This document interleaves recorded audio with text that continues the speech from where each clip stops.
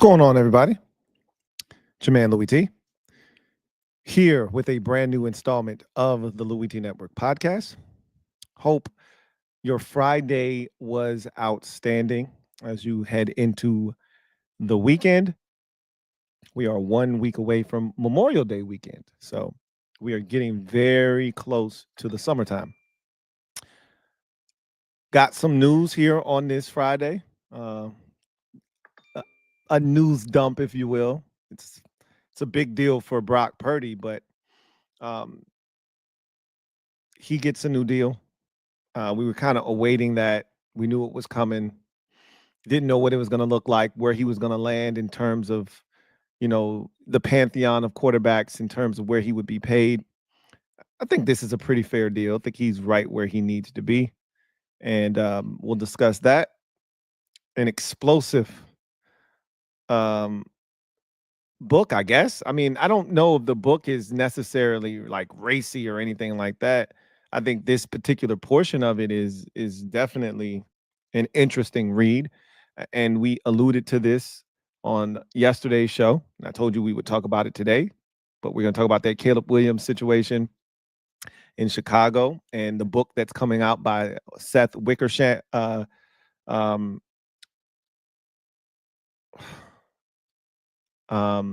What is his damn name? Seth. Hell is his damn name? Seth Wickersham. That's what I thought too. I ain't want to make a mistake. So we're gonna talk about that too. Seth Wickersham had an excerpt from his book that he's coming out with here shortly. That is entitled American Kings, a biography of the quarterback. And in it is a very explosive topic pertaining to Caleb Williams, his father, Carl Williams, and their thought process heading into the 2024 NFL draft. We'll talk about that. But this show is mainly about the schedules that were released on Wednesday. We already took a look at the AFC schedules. Today, we're going to go through the NFC schedules and see what the anomalies are there and how we think these teams may potentially fare based off of their schedules. So, with all that in mind, you're locked into the 505th installment of the Louie T Network podcast that starts now.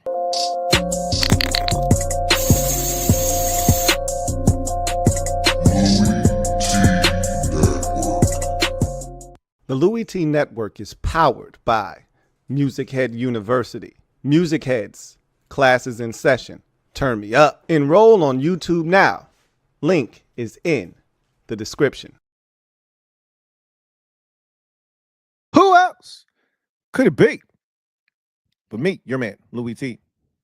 Welcome to the 505th installment of the Louie T Network podcast. I, of course, am your set man, Louie T.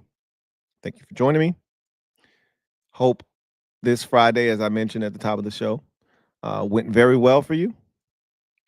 And I hope you're preparing yourself for an excellent weekend. Playoff basketball is on tonight. So you may be tuning into Knicks and Celtics. It's a big game. Obviously, for the Knicks more so than the Celtics. Yes, the Knicks can advance.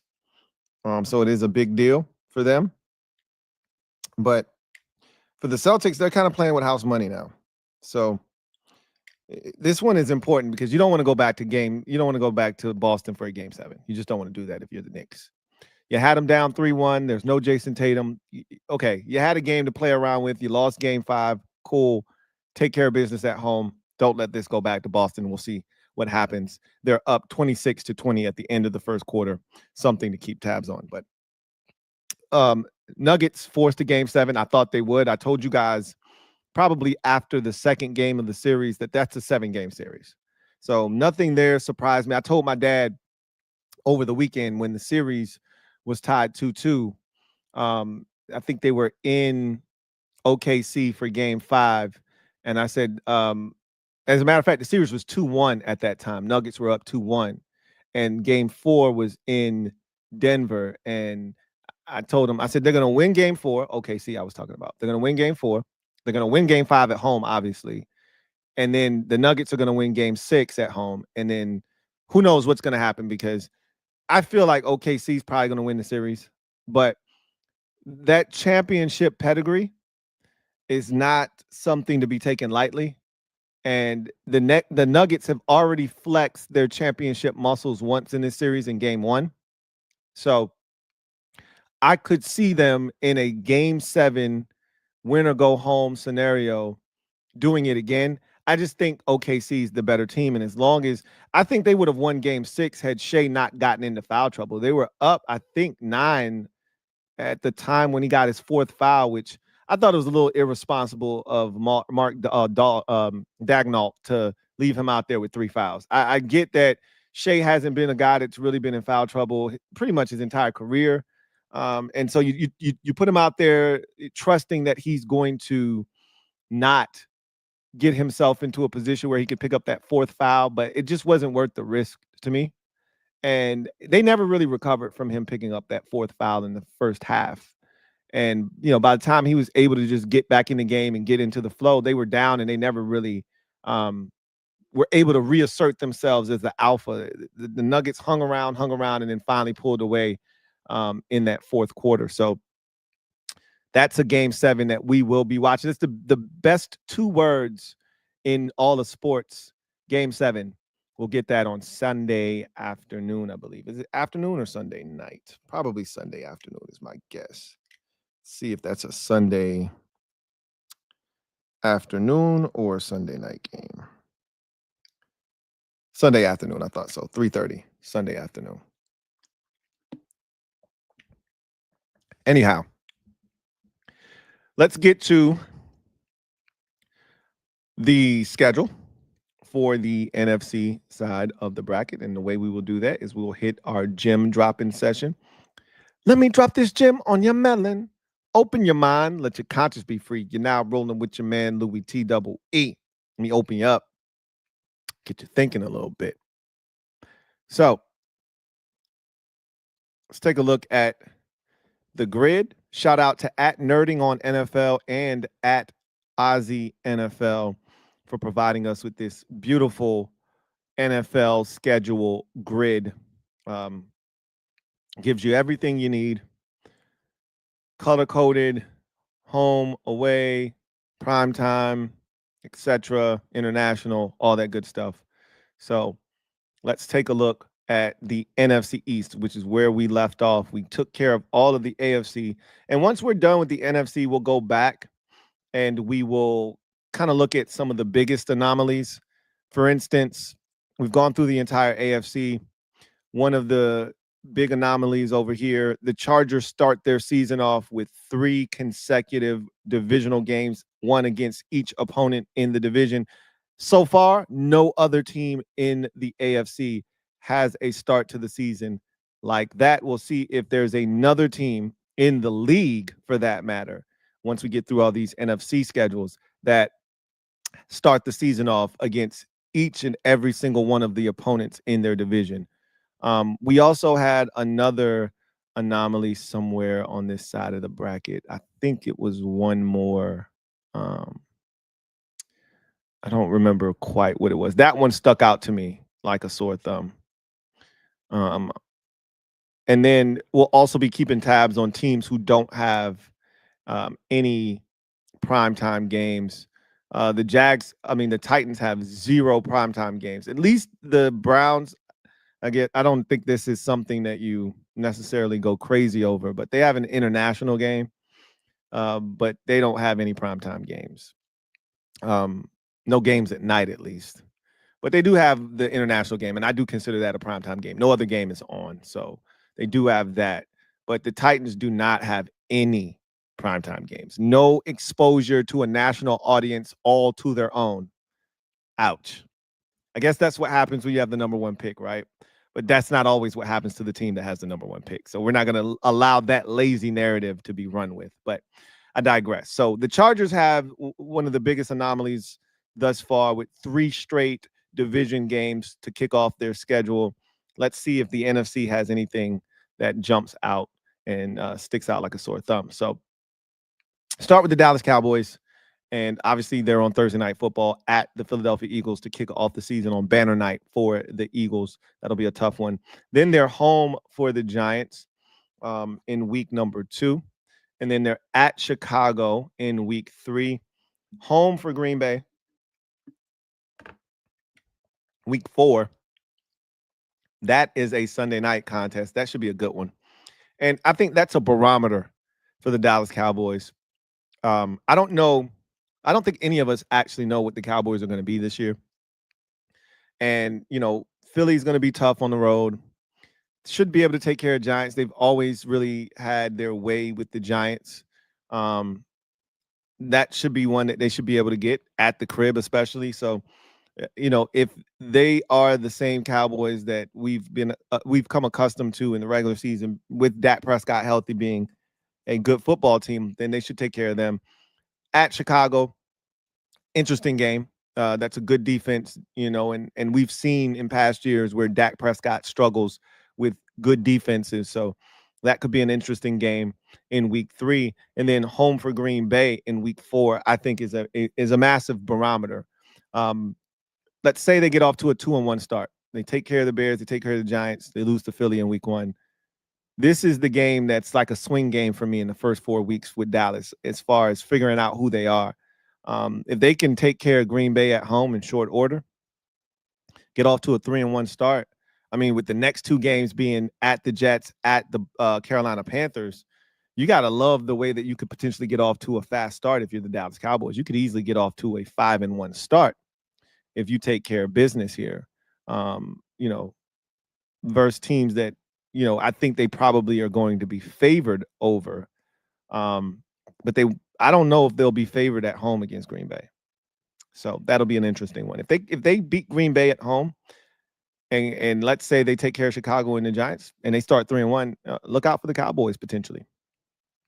As I mentioned, at the Jets, at the Panthers after that. So that's a little 3 out of 4 stretch on the road. We'll see how they navigate that. Then you're home for Washington in week 7. That'll be a big one in the division.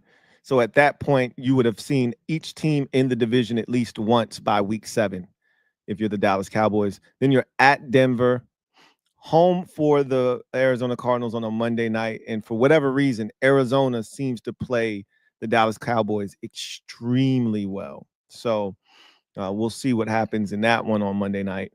Then they have their bye week, week 10. Come off the bye. They're at Vegas on a Monday night. So they have 2 straight Monday night games with a bye sandwiched in between.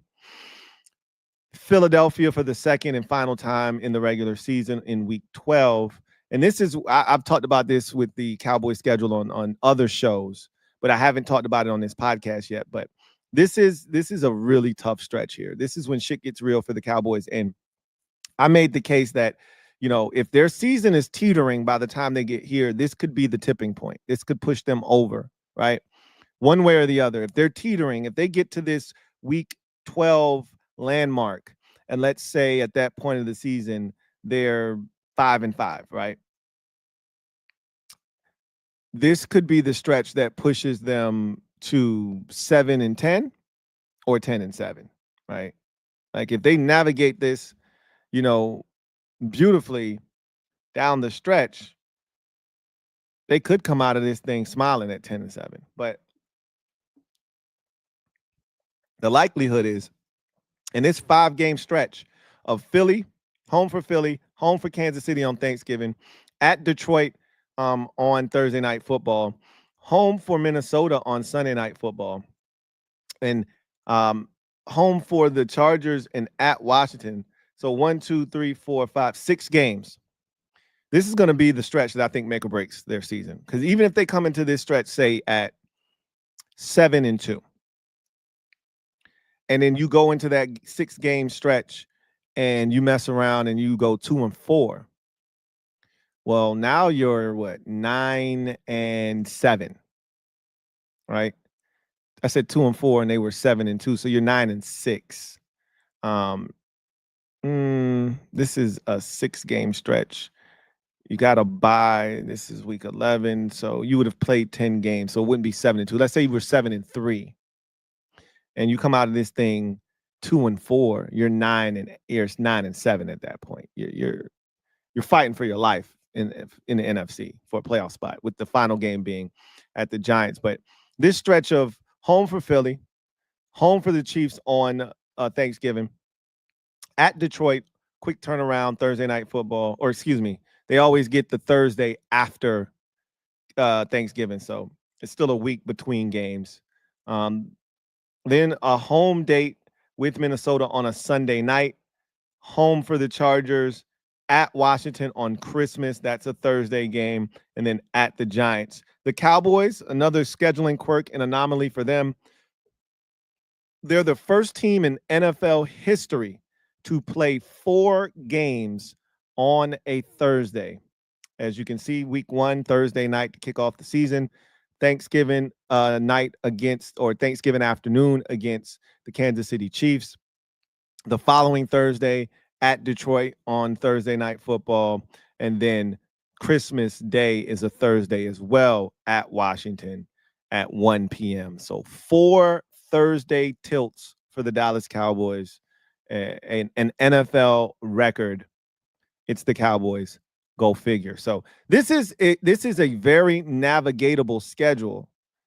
But this week 12 through week 17 stretch is, to me, going to make or break their season. Doesn't matter how well they start, unless they come into that game at 9-1 or 8-2, which I don't see them coming through all of this wreckage here at the beginning and finding their way to 8-2. 7-3 is the best I think they can do, because I don't see them beating Philly in week 1, although it could happen. Green Bay is going to be a tricky navigation for them. They struggle with the Packers. They struggle with the Arizona Cardinals. Washington is in there, and Denver on the road is going to be tough. So, and not to mention the Jets are usually a quality defense. Who knows what they'll do there? But, they're going to slip up at least 3 times in the first 10 games before they get to this tough stretch. So, that's going to make or break their season, I believe. So we'll see what happens. Giants. You know what's crazy is the Giants are the worst team in the NFC East. Finished with the worst record in the division.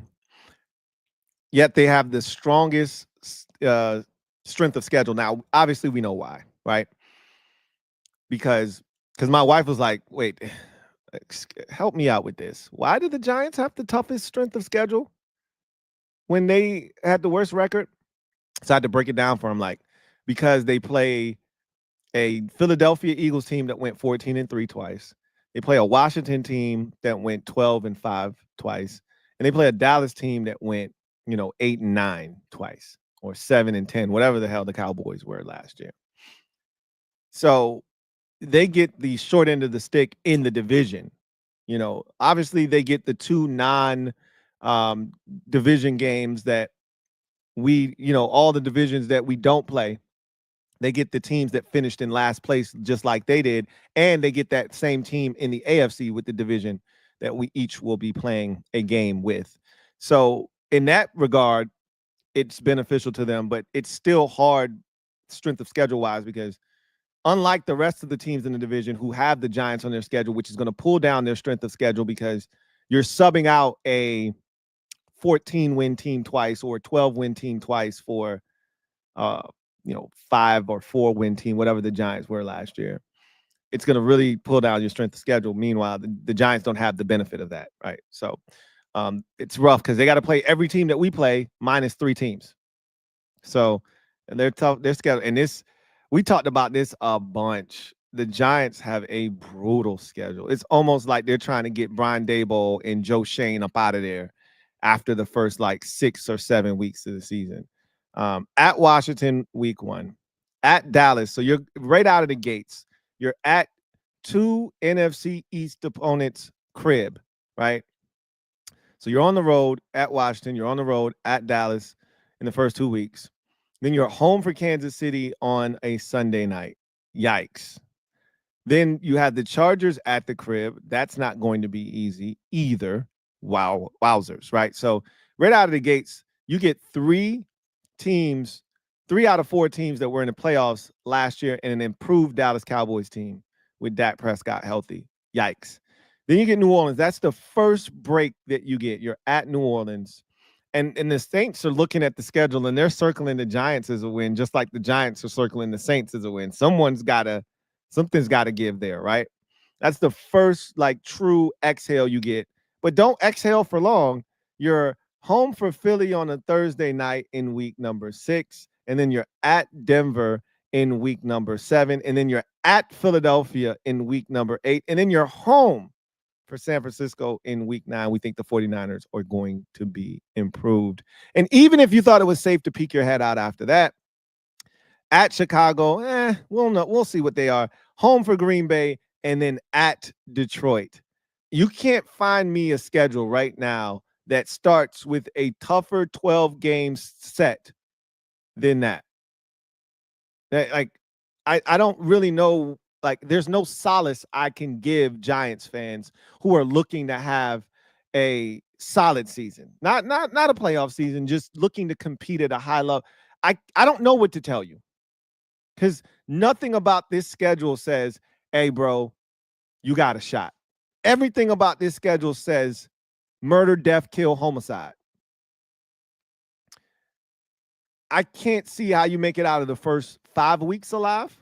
Somehow, miraculously, if you do, I don't know how you make it out of the next 5 weeks.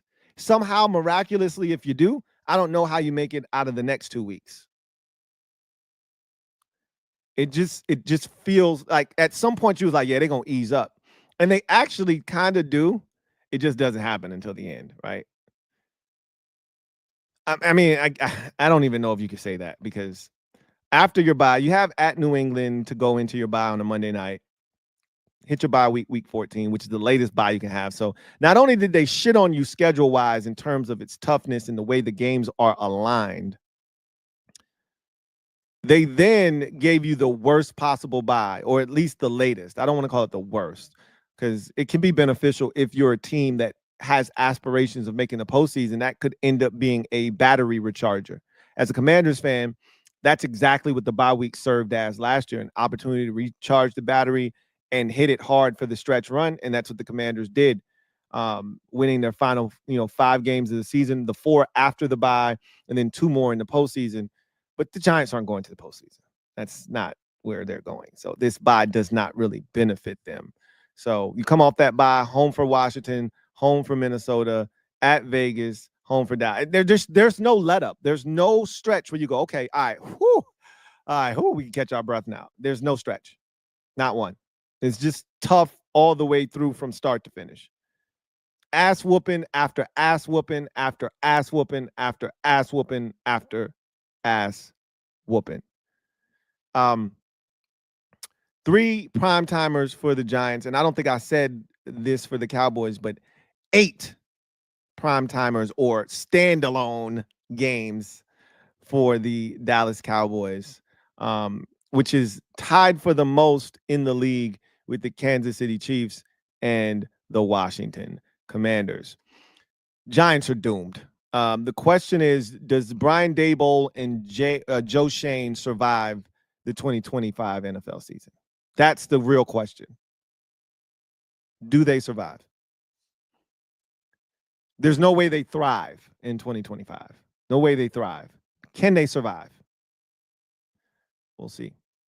Philadelphia Eagles, Super Bowl defending champion Philadelphia Eagles, start their title defense at home against the Dallas Cowboys. We talked about that already. Banner dropping night. Dak Prescott, who they did not see at all last season. That one should be fun to kick off the season. At Kansas City, a rematch of the Super Bowl in week 2. That should be outstanding as well. Home for the Rams in week 3, a rematch of the NFC divisional round game, which coincidentally enough was the Eagles' toughest test of the entire postseason. season. So that should be fun, although they own the Rams. The Rams struggle mightily with the Philadelphia Eagles. I can't tell you the last time the Los Angeles Rams beat the Philadelphia Eagles. It's been a while, though, I can tell you that much. At Tampa Bay, who has been the kryptonite for the Philadelphia Eagles since Jalen Hurts' arrival. They can't beat Tampa Bay to save their lives. As a matter of fact, I think they had Tampa Bay relatively early in the season last year. I want to say it was week 3. If I'm not mistaken, I want to say last year the Eagles had Green Bay over in Brazil. Week 2 was the loss, that crazy Monday night loss to the Falcons. Week 3 was a beatdown at the hands of the Buccaneers. And then they had to come from behind and win late against New Orleans to salvage what would have been a 1-3 start. They probably don't win the Super Bowl. That's one of those defining moments, was that Saints game. Reminds me of back in, I want to say 2007, when the Giants won the Super Bowl, when they started 0-2 and they'd given up 80 points in the first 2 weeks, 45 to, I want to say it was Green Bay, and then 35 to Dallas. And all of a sudden they come to Washington and we got them. We're up. I want to say it was,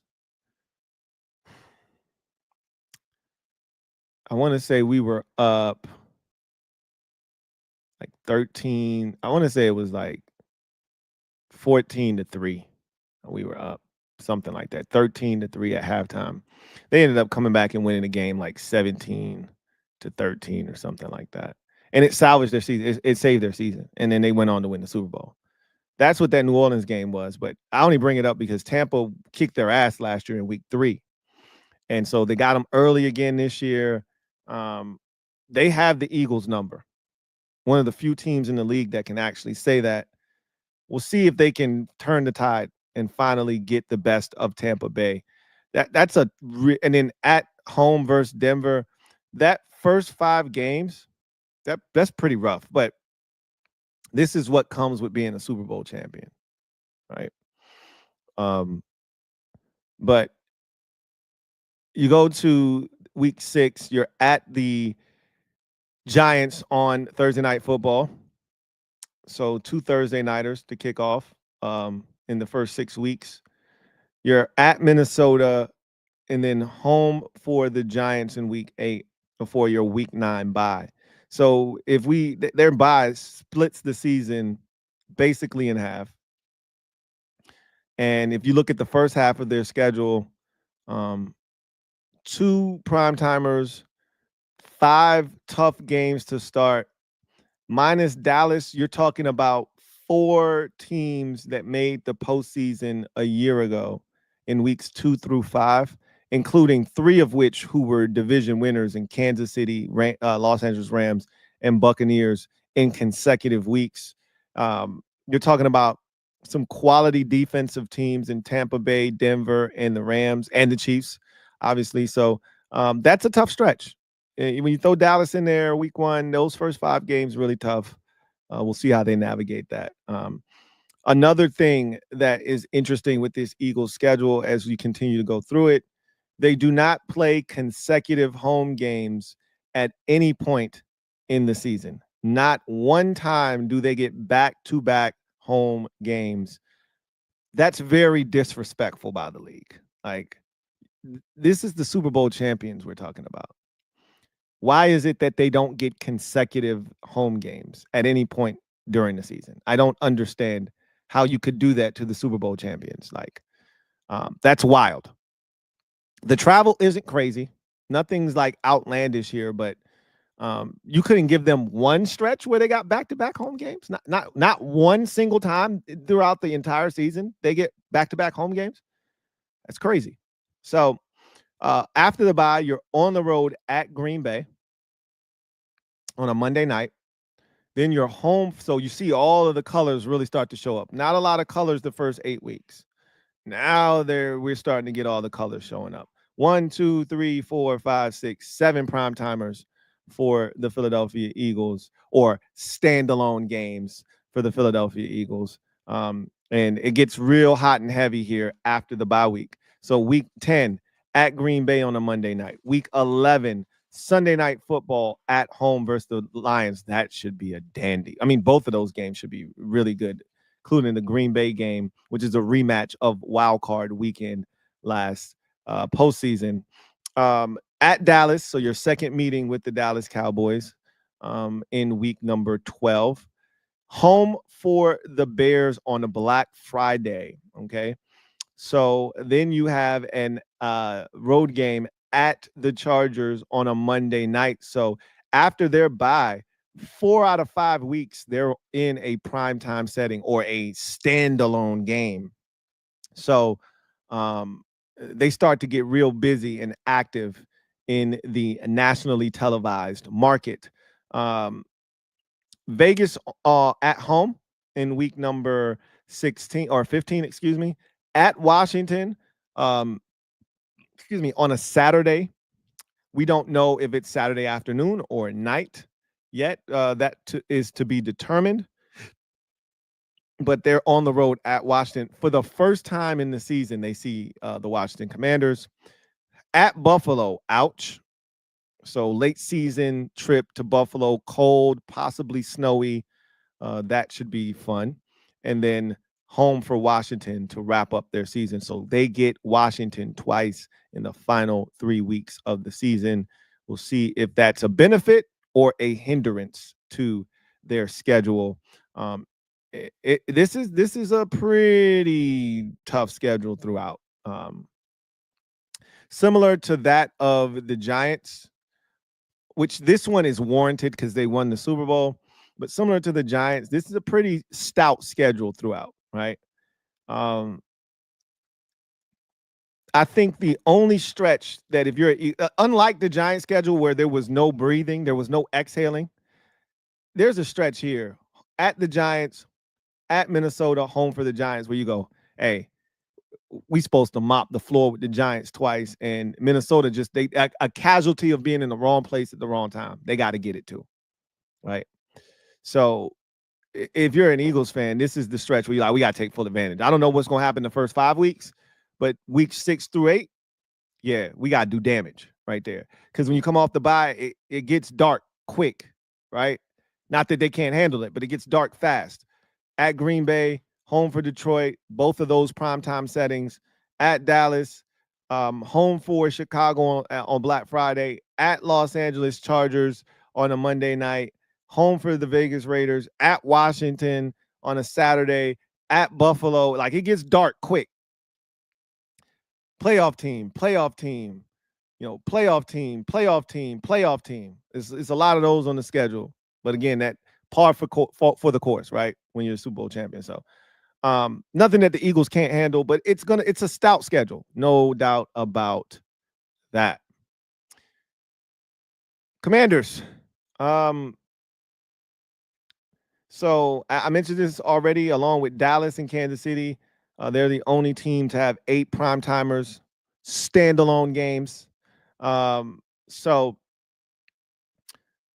their schedule starts out with the Giants. We talked about that already. Week 1 at home, got a chance to get off to a 1-0 start. Got to take full advantage of it. If you plan on having an opportunity to win the division, you have to take care of the Giants. No if, no ands, no buts about it.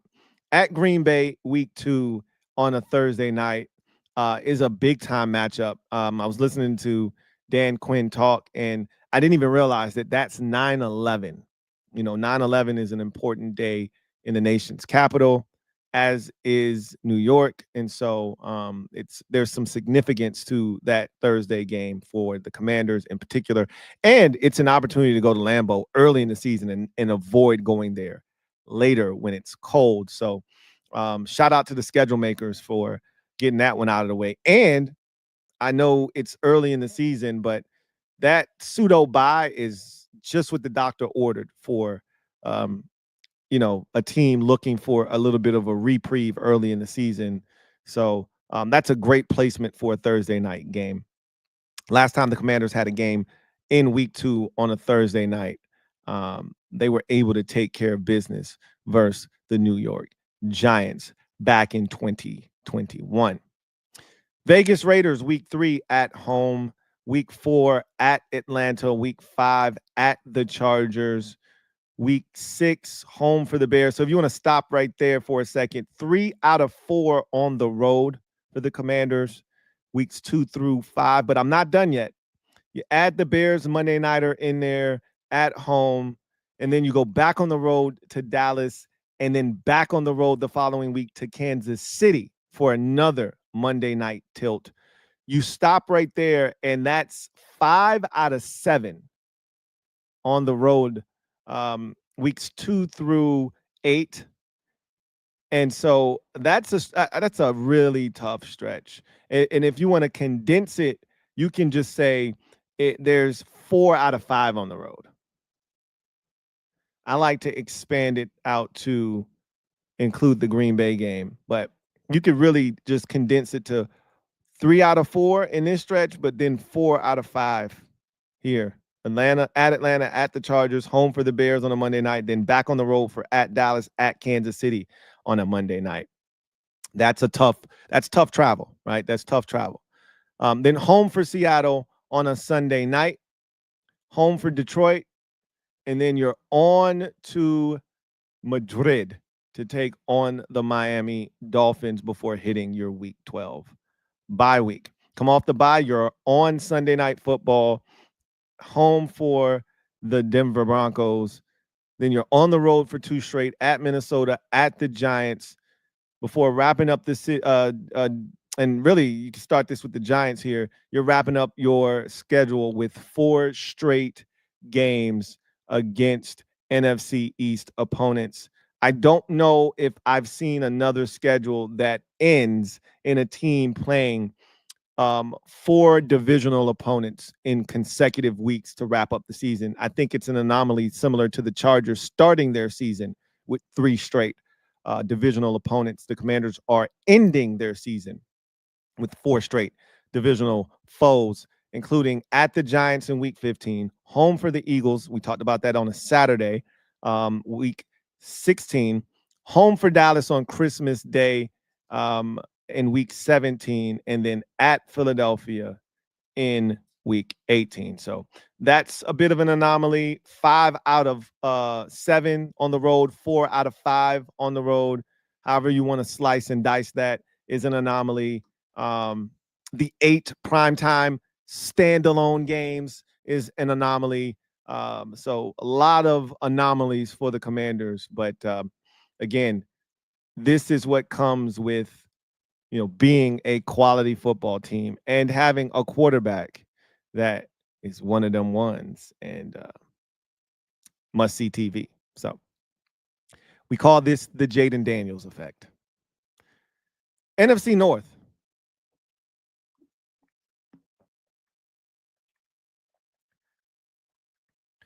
Bears. The Bears.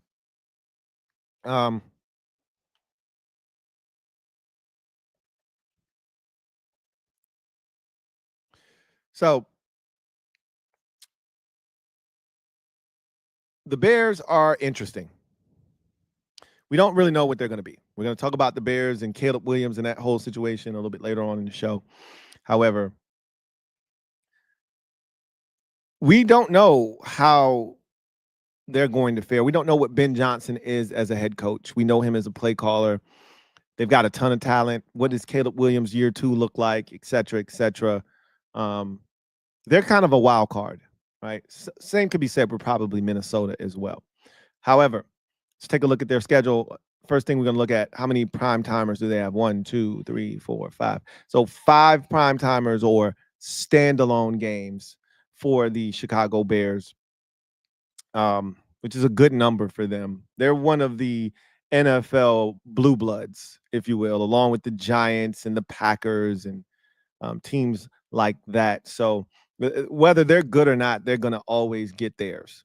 So home for Minnesota week 1, I think that's evident of that. Like, what did the Bears do last year to find themselves in a week 1 Monday night primetime slot? However, it's Ben Johnson, week 1, Caleb Williams. We get all of that. J.J. McCarthy will be making his first NFL career start potentially. So there's a lot of storylines there. Home at Detroit in week 2, and then home for Dallas in week 3, at Vegas in week 4, and then a bye. So they have the earliest bye that you can have um, on the season. Another scheduling quirk for the Commanders is that they play 4 teams coming off of a bye. That is a league high. Now, one of those is canceled out because the Commanders themselves will be coming off of a bye in week 13 when they take on the Denver Broncos on Sunday Night Football. But still, 4 teams coming off of a bye is a league high as well. So one of those teams, the Chicago Bears, who have a week 5 bye, they come off that bye and they head to Washington for a Monday night tilt. So when you look at the first 4 games, quickly before we go back to resume their schedule, home, away, home, away. So nothing crazy. 2 games straight to start the season off within the division, but nothing crazy there, right? Come off the bye, you're at Washington on a Monday night, then New Orleans at home, at Baltimore, at Cincinnati, home for the Jets. So if we can pause for a second, 3 out of 4 on the road, right? That's the first anomaly or quirk on the schedule. 3 out of 4 on the road, and they're all against quality opponents. At Washington, playoff team last year. At Baltimore, playoff team last year. At Cincinnati, we know they have the capability. So tough little stretch with New Orleans sandwiched in there. You got to take care of the Saints at the crib.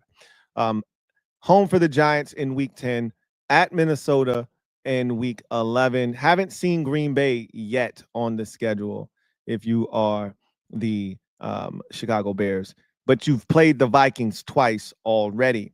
Home for Steelers week 12, at Philadelphia, Black Friday, talked about that. At Green Bay for the first time. So similar to the Commanders playing the Eagles twice in a 3-week span, same thing applies here with the Bears. They play the Packers in weeks 14 and 16 on a Saturday afternoon or evening. We'll see. The time will be determined at a later date and time. But week 14 is the first time at Green Bay that they lock horns with the Packers. Browns week 15 at home. Then the Packers again for the second time in a 3-week stretch. That's going to be on a Saturday doubleheader on Fox. And then at San Francisco on a Sunday night. And then home for Detroit in week 18 to wrap up their schedule. So again, this is not a brutal schedule by any stretch of the imagination. It's not the easiest schedule either. I would say the toughest stretch by far and away is this stretch here, weeks 8 through 14, right? Weeks 8 through 14. Baltimore, Cincinnati, Giants, Vikings, Steelers, Eagles, Packers. So in that stretch, playoff team, pseudo playoff team in Cincinnati. You get a break here with the Giants, then playoff team from last year in Minnesota, playoff team last year in Pittsburgh, playoff Super Bowl champion in the Philadelphia Eagles, playoff team in the Green Bay Packers. That's a tough stretch there if you're the Chicago Bears. I think that's the stretch basically after the bye all the way until week 14 is going to make or break your season. We'll know who they are probably by the time we get to Thanksgiving, right? We'll have a good sense of what they are by then. But if they're fighting for a playoff spot somewhere in that, week 11, stage of their season, and they're fighting, right? They're right in the mix. This stretch could really be, impactful for them. So it's a doable schedule for a Bears team looking to bounce back from a disappointing 5-win campaign a season ago. Lions. What are the Lions, man? You move on, well, not move on. You lose both your offensive and defensive coordinators. What are they? We don't know. We do not know. Let's see. I want to keep. Oh my God. Okay. So that game is over. The Knicks blew that thing open in the second quarter. 64-37. They're doing exactly what I thought they would do at home. That got ugly quick. That's at halftime, up 27. All right. Packers, or Lions, excuse me. At the Packers in week 1. That's fun right out of the gates, right? Conceivably, those are the two best teams in the division. We'll see if they end up being that or not, but we get them right out of the gates week 1. At Green Bay for Detroit. Home for Chicago week 2. At Baltimore on Monday night. Like, how many prime timers do we have on here? 1, 2, 3, 4, 5, 6, 7. 7 for the Detroit Lions standalone games. 7 prime timers for them. Well deserved, by the way. You know, they had the best record in the NFC a season ago. At Baltimore on a Monday night, that's going to be a fantastic game there. Week 3, home for Cleveland, at Cincinnati, at Kansas City. That is a Sunday night football game. Home for Tampa Bay. That is a Monday night game, and then they hit their bye in week number 8. So let's tally up the damage here. Playoff team in Green Bay, Chicago, playoff team in Baltimore, Cleveland, Cincinnati, playoff team in Kansas City, playoff team in Tampa Bay. So of their first 7 contests, 4 of them are against playoff teams a season ago. So it's navigatable. Cincinnati, also a quality opponent, despite not being a playoff team a season ago. But nothing crazy. There's a 3 out of 4 stretch on the road there. At Baltimore, home for Cleveland, at Cincinnati, at Kansas City. So that could be perceived as really tough. 2 of the better teams in the AFC bookend that 4-game stretch. So, yeah, I mean, in that stretch, you're playing all AFC teams. That is also an anomaly. And 3 out of the 4 teams in the AFC North, which they have to play the entire division. So they're taking care of a lot of AFC games early in the season. Something to keep in mind if you want to make the playoffs, if you want to be a high-seeded team, you got to win as many games as you can, obviously, but you really want to take care of the games in the conference, not necessarily worried too much about the ones outside of the conference. If you're going to lose a game, you'd rather lose it to a team outside of the conference than in it. So they're going to be stockpiling opportunities to beat teams outside of the conference. Won't necessarily, not a bad thing again, but something to keep note of. Come off the bye week, week 8, and or you come off the bye in week 8 and hit the Vikings at home for week 9. Then at Washington, week 10, at Philadelphia, week 12. That is a Sunday night football contest. That should be a lot of fun. I talked about that already when we talked about the Eagles schedule.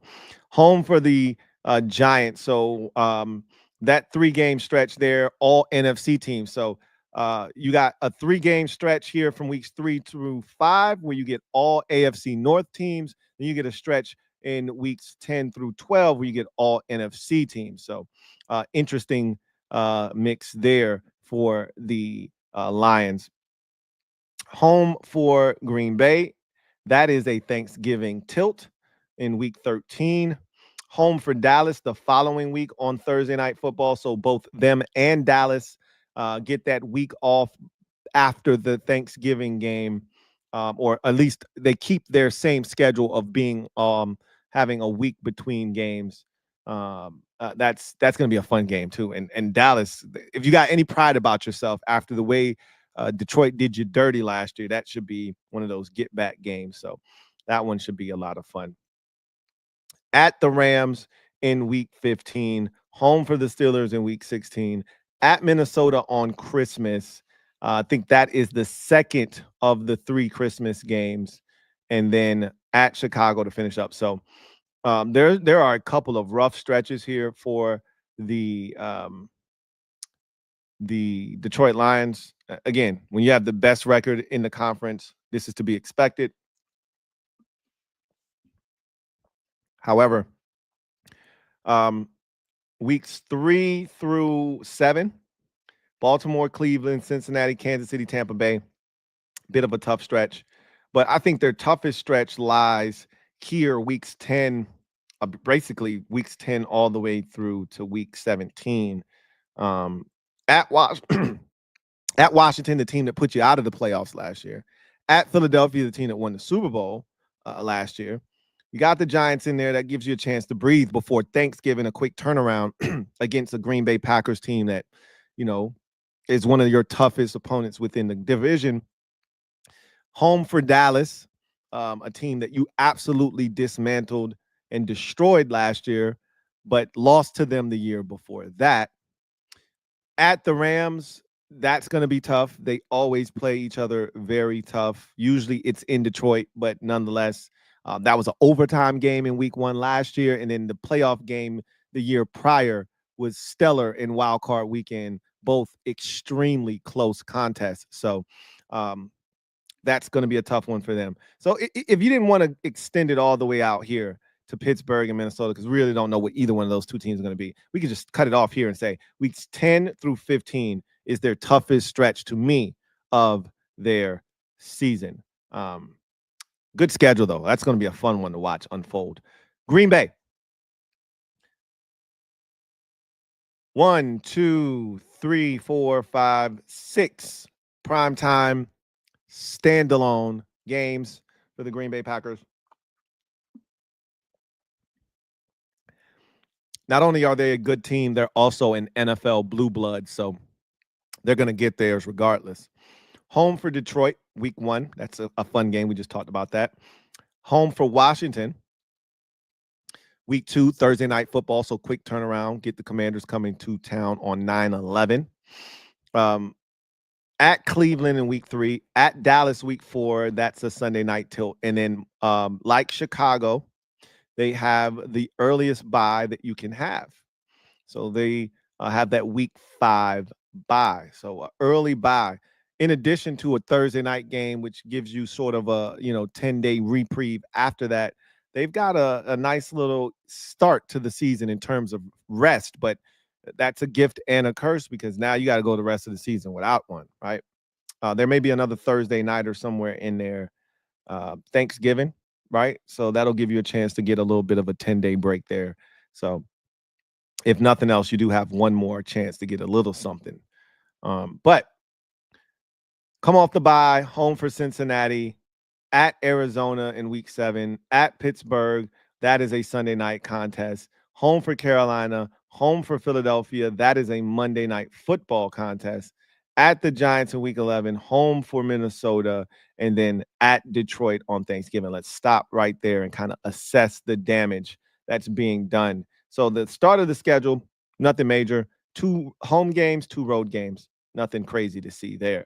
Come off the bye, home, away, home, home, home. So again, clean, right? Home game, 2 aways, 2 homes, an away, and then a home. So 3 out of 4 at home, if we're being, particular about it, but nothing crazy, right? Everything kind of flows here. And again, this is not a very daunting task. Everything's kind of broken up. Yeah, you play some tough teams, but they'll slide a Arizona in there or Carolina in there or Giants to break up the monotonous tone of a tough schedule. So nothing here screams, oh my God. This is a very doable schedule all the way up until the Thursday Thanksgiving game. Let's see what it looks like afterwards. Home for Chicago, at Denver, at Chicago. So 2 out of 3. We talked about that with Chicago and Green Bay. 2 out of 3, right? 2 times in 3 weeks. Home for Baltimore, at Minnesota. So yeah, this is a pretty clean schedule, if I may say so. Let's see where the divisional games are. 1, 2, 3, 4. So their schedule, that is the one anomaly with the Packers schedule.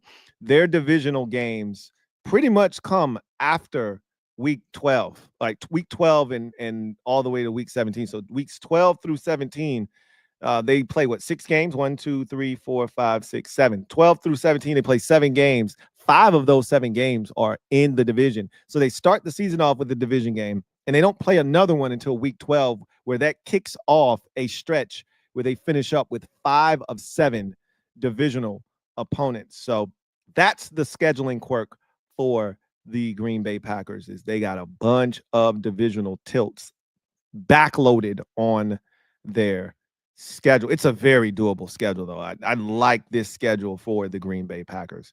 Minnesota Vikings. Let's talk about the Vikings for a second.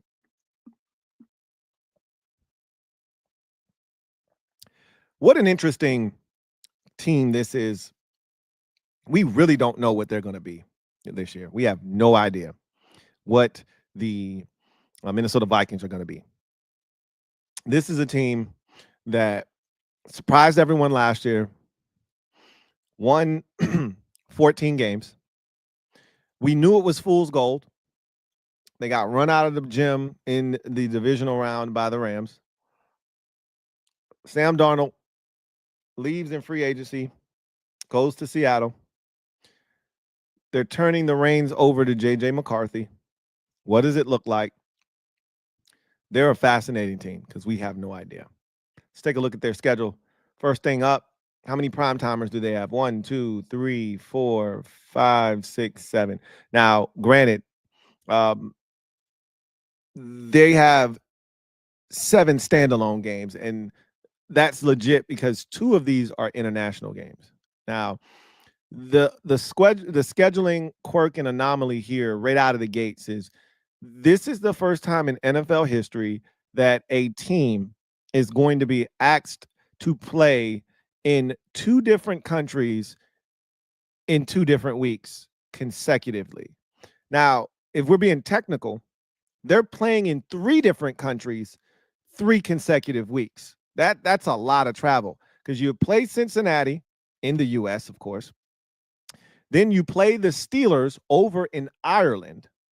Then you go and you play the Cleveland Browns in London.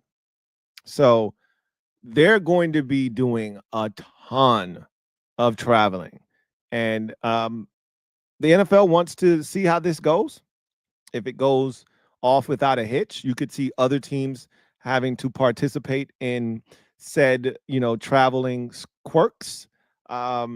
This could be the team or the NFL kind of experimenting here to see how it would work if they decide to put a team internationally, like move Jacksonville to, say, London on a permanent basis. I don't know. I don't know. Like, this is really interesting. So I'm just glad it's not my team. I'll just say that. My guy, shout out to my guy, Black Al B. He was like, why the hell us? Why not you is the question.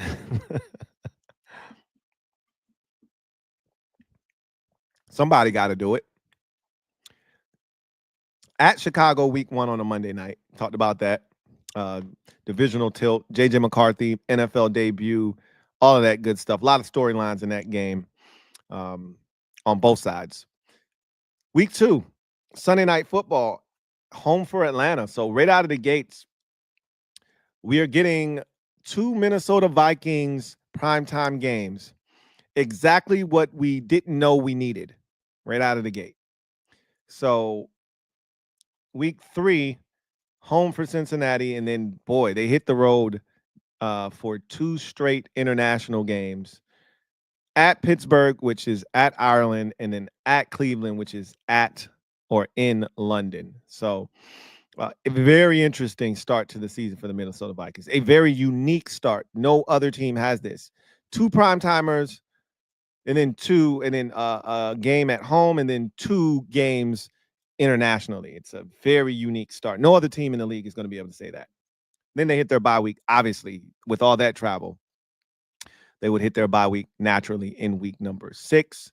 Come off that bye, home for Philadelphia, at the Chargers on a Thursday night, at Detroit, home for Baltimore.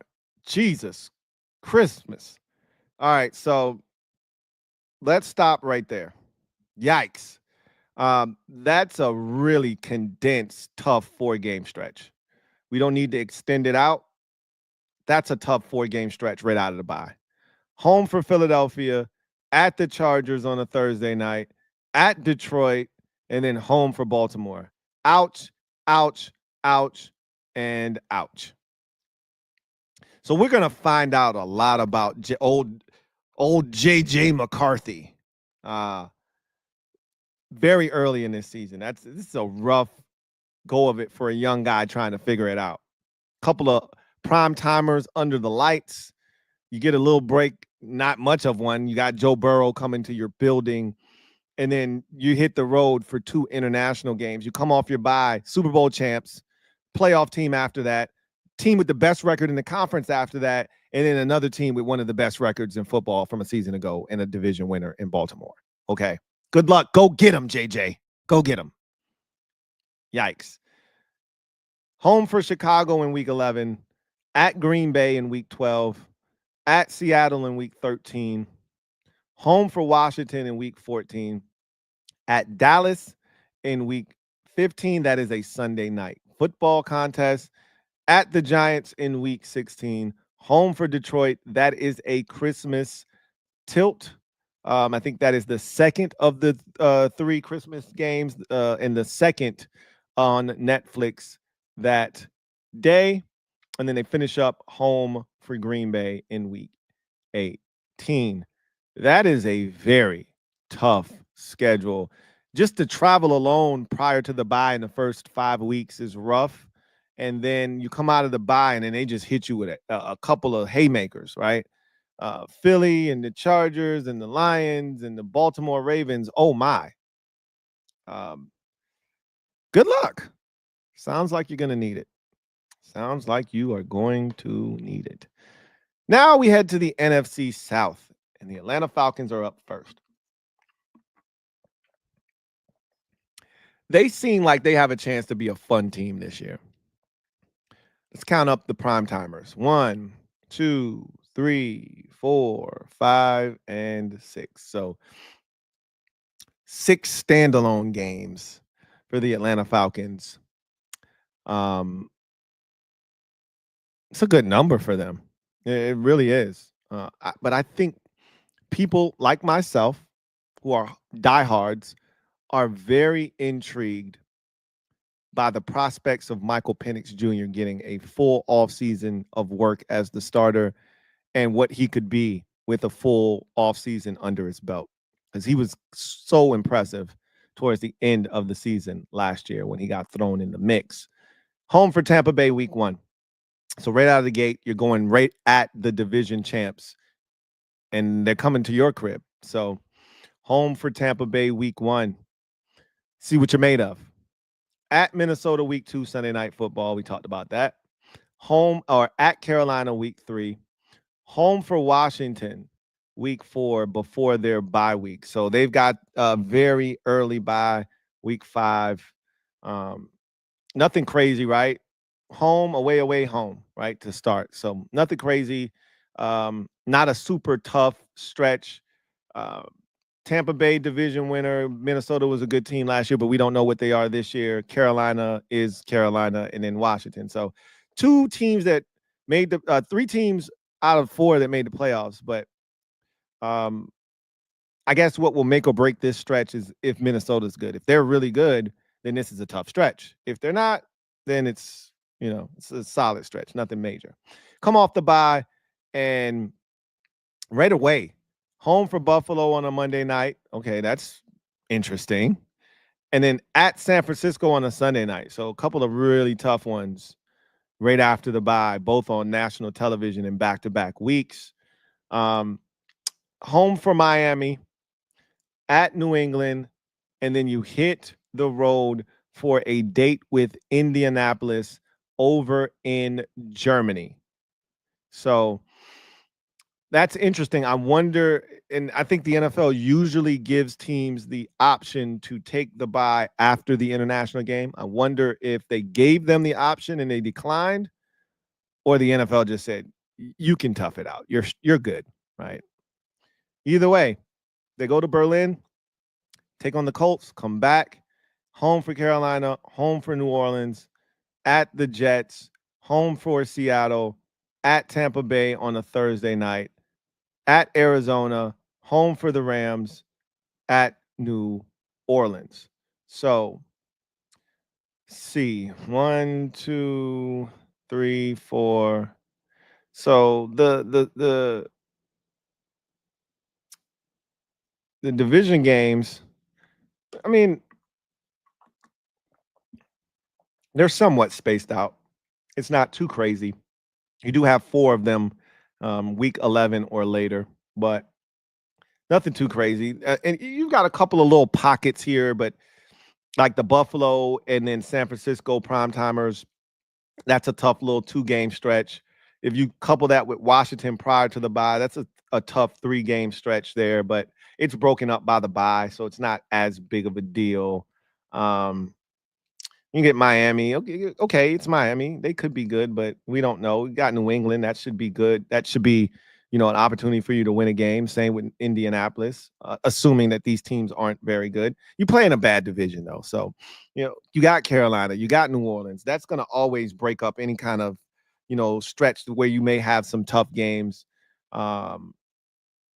Teams like the Jets, we don't know what they're going to be, but Arizona, this is this division plays the AFC South. That's like winning the lotto. When you play the AFC South, that's an opportunity for you to get your shit off. No, they don't play the AFC South. Hold on a second. They play the AFC East. My bad. So, and I don't know. I mean, even that division isn't great outside of Buffalo. I mean, I don't know what Miami's going to be. We don't know what the Jets are going to be. We don't know what the Patriots are going to be, but that's not a great division either, by any stretch of the imagination. So, but most teams in the AFC look at the NFC South the way that NFC teams look at the AFC South. Like, hey, if we playing, Atlanta, Carolina, New Orleans, and Tampa, we better get our shit off. So there's that. But this is a really doable schedule. If you're Atlanta and you can't take advantage of this schedule, I don't know what to tell you, to be honest with you. Like, a lot of winnable games. So we move on to the Carolina Panthers. As you can see, not a lot of color here, man. They got one lonely. It's so lonely. It has nobody but itself. One prime timer for the Panthers. Look, it could be worse. You could be Tennessee, or you could be your neighboring partner, New Orleans. Is there a worse watch in the league right now than Tennessee or New Orleans? The league is literally telling you, we have no interest in New Orleans. This was before Derek Carr decided to retire, by the way. They had the schedule already mapped out. Nobody wanted to watch New Orleans. Yikes. They said at least Bryce Young's good for one primetimer. At least. Ouch. At Jacksonville, I love this week 1 game, by the way, for Jacksonville. I love this week 1 game because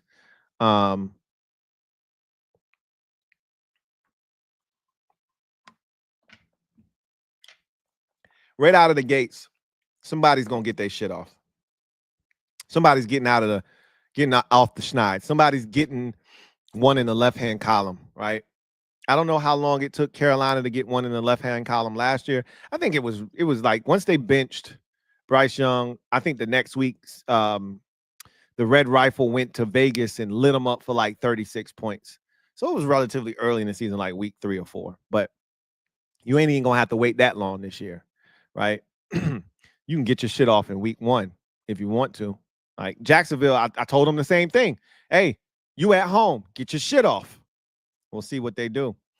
At Arizona, so 2 road games to start. But again, if you Carolina, a chance to get your shit off. It's Arizona. Now, again, I don't want to shit on Arizona, but it's Arizona. Get your shit off, right? You want to turn things around. You want to prove to people that you're no longer a laughing stock of the NFL. You're no longer a doormat that people can wipe their feet on. Get your shit off. I get it. They're road games. They're not easy. Get your shit off. Home against Atlanta, at New England. Like, look, man, 3 out of 4 on the road to start the season off, but it's all shit teams. At Jacksonville, at Arizona, at New England. Like, look, and look, we don't know what any of those teams are going to be. I'll grant you that. But, bro, I know it's on the road, but the league is like, hey, we throwing you an alley, bro. It's not at home. It's not the perfect pass, but you athletic enough to put it in the basket, though. So put it in the basket. Home for Miami, home for Dallas, at the Jets, home for Buffalo.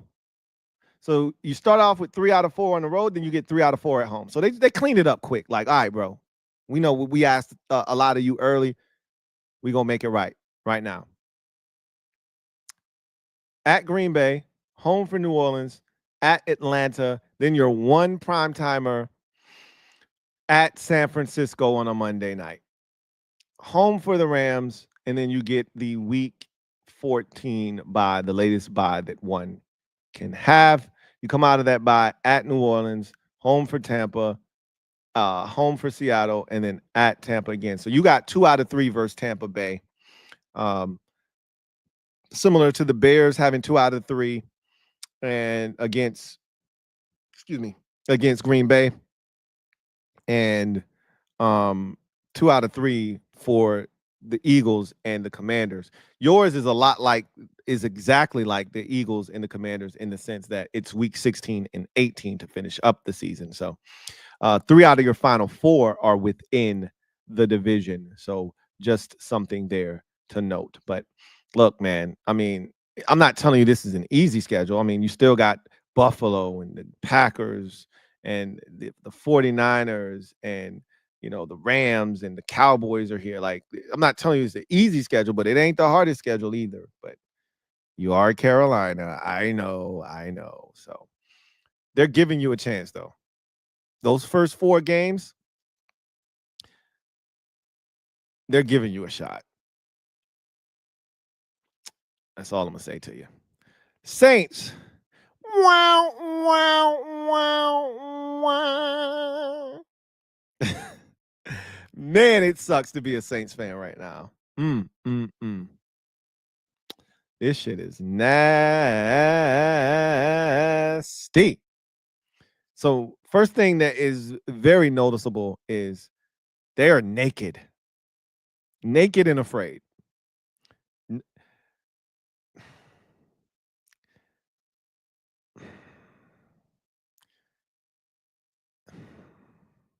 Why did Kellen Moore take this job?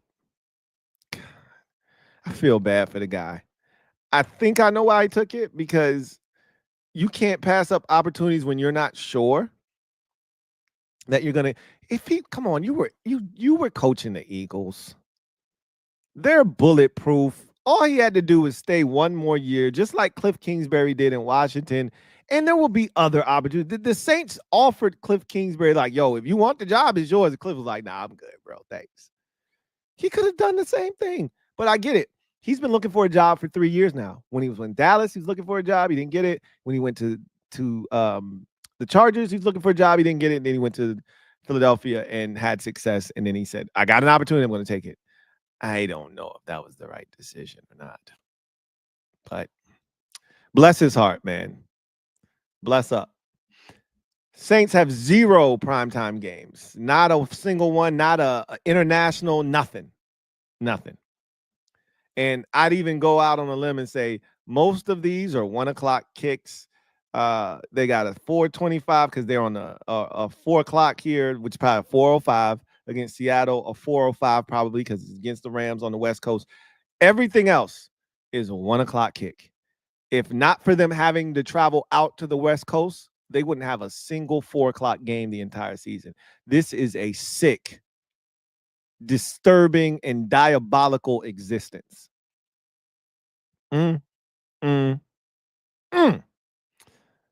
Not my team, not my problem. Let's go through the schedule. Home for Arizona week 1. Again, I just said this to Carolina. Get your shit off. I don't know what Arizona's going to be, but unlike Carolina, who has to go on the road to try to get their shit off, you're at home. I don't know who the hell your quarterback's going to be. Derek Carr retired. You just drafted Tyler Shuck.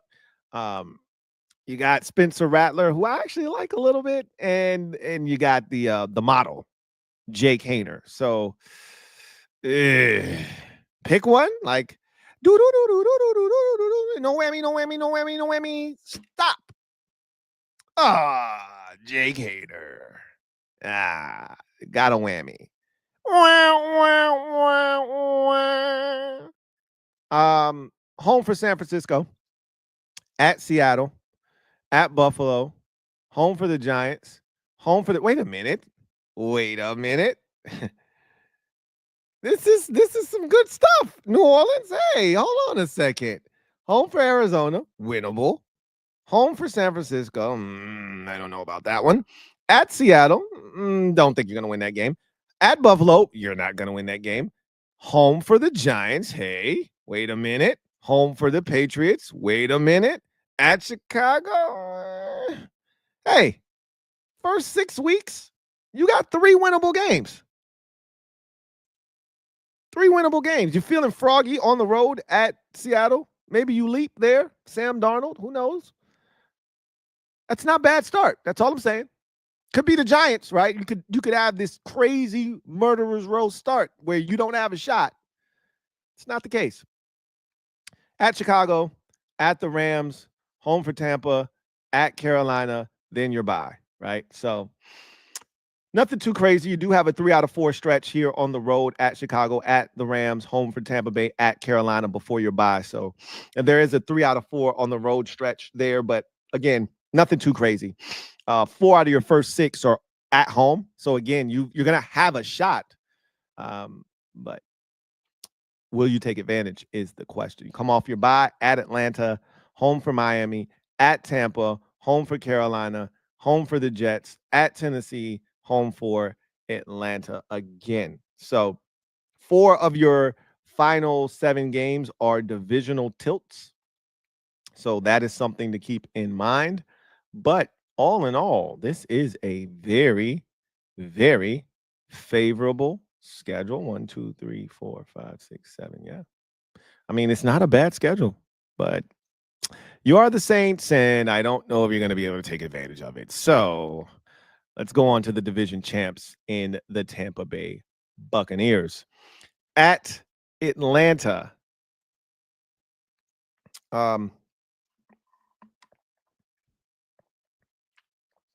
To start the season off, I think those are the 2 best teams in the division. So we could be getting a preview of the 2 teams that will be battling it out to call themselves NFC South champions.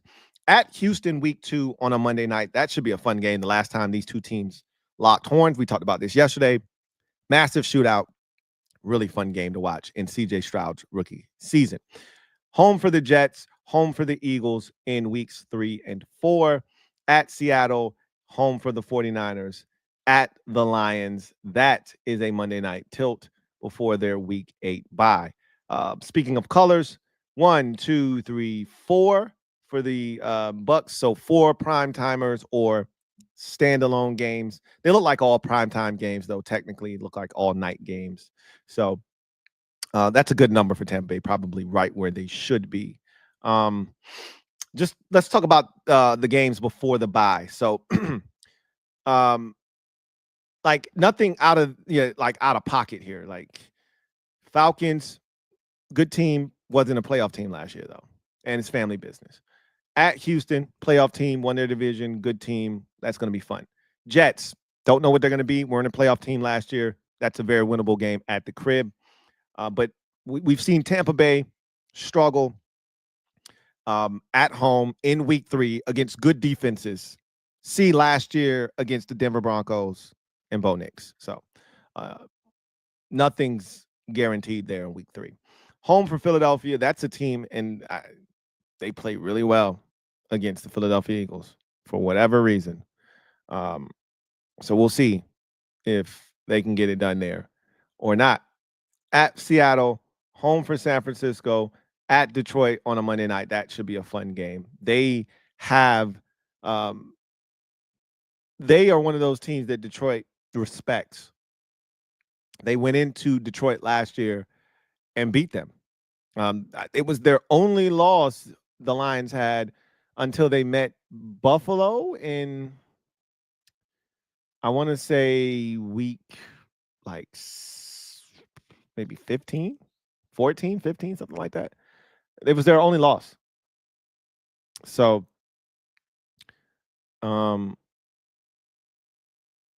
that's going to be one that I think Lions fans have circled on the calendar. Maybe the same could be said for the Bucs. Come off the bye at New Orleans. And again, no stretches are really crazy. 2 road, 2 home, a home, and then 2, a home or away, home, away. So nothing crazy, right? Everything's kind of copacetic before the bye. You come out the bye at New Orleans, home for New England.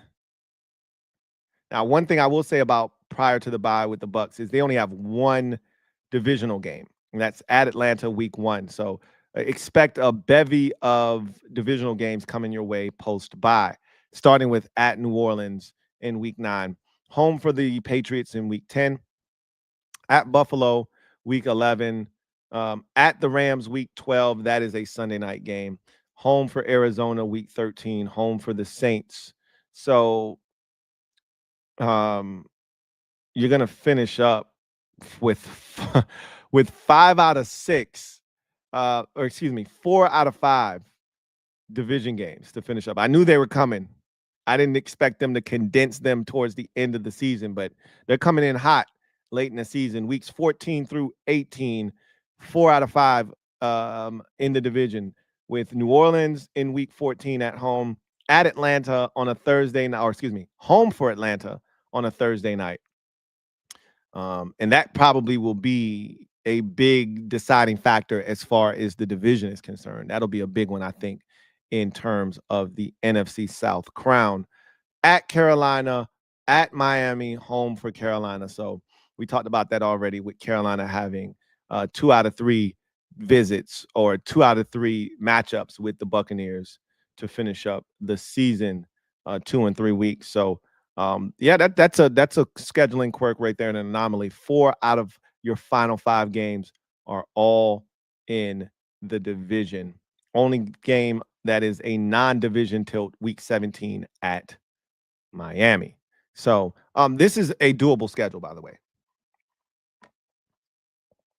No stretches here are brutal. Your toughest stretch is probably going to be a 4-game set, weeks 4 through 7. Philadelphia at home, at Seattle on the road, home for San Francisco, at Detroit on a Monday night. It's probably going to be your toughest stretch. Yep, that Buffalo, at the Rams on a Sunday night is a tough stretch, but New England comes before it, Arizona comes after it. It doesn't strike fear in your heart, right? So that 4-game set probably going to be your toughest. And then obviously playing 4 out of 5 in the division to finish up is interesting, if nothing else. Now we head to the NFC West.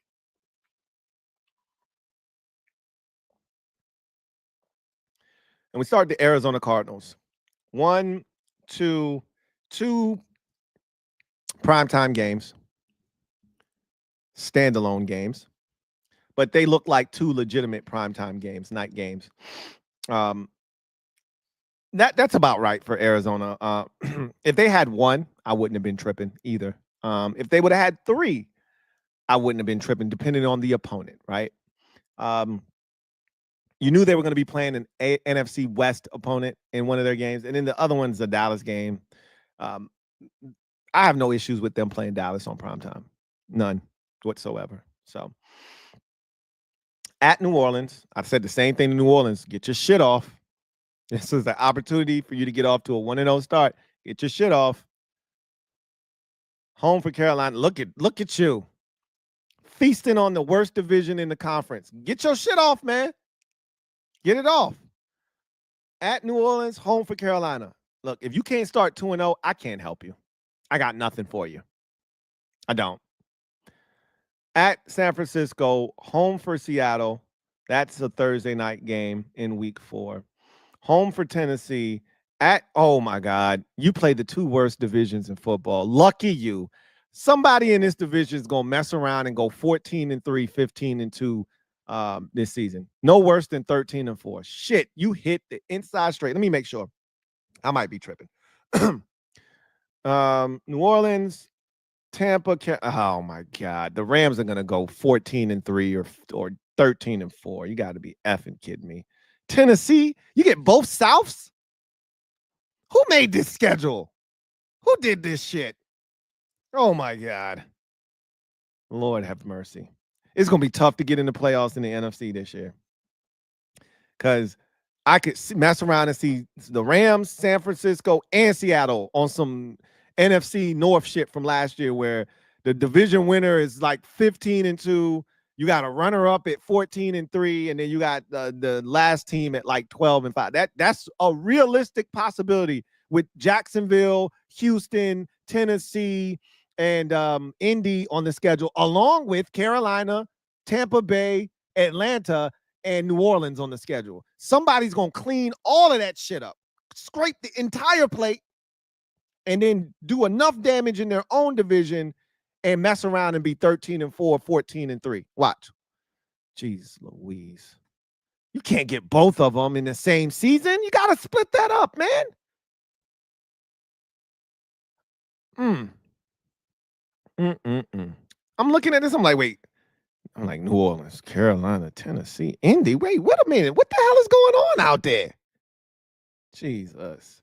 All right. So at New Orleans, let's start this over. I just got all kinds of sidetrack when I saw what the schedule looked like. At New Orleans, home for Carolina, at San Francisco, home for Seattle. That's a Thursday night tilt. Home for Tennessee, at Indy, home for Green Bay, bye week in week number 8. You come off the bye and you're at Dallas on a Monday night. So that's your second and final prime timer. At Seattle, home for San Francisco, home for Jacksonville. God, this is a great schedule.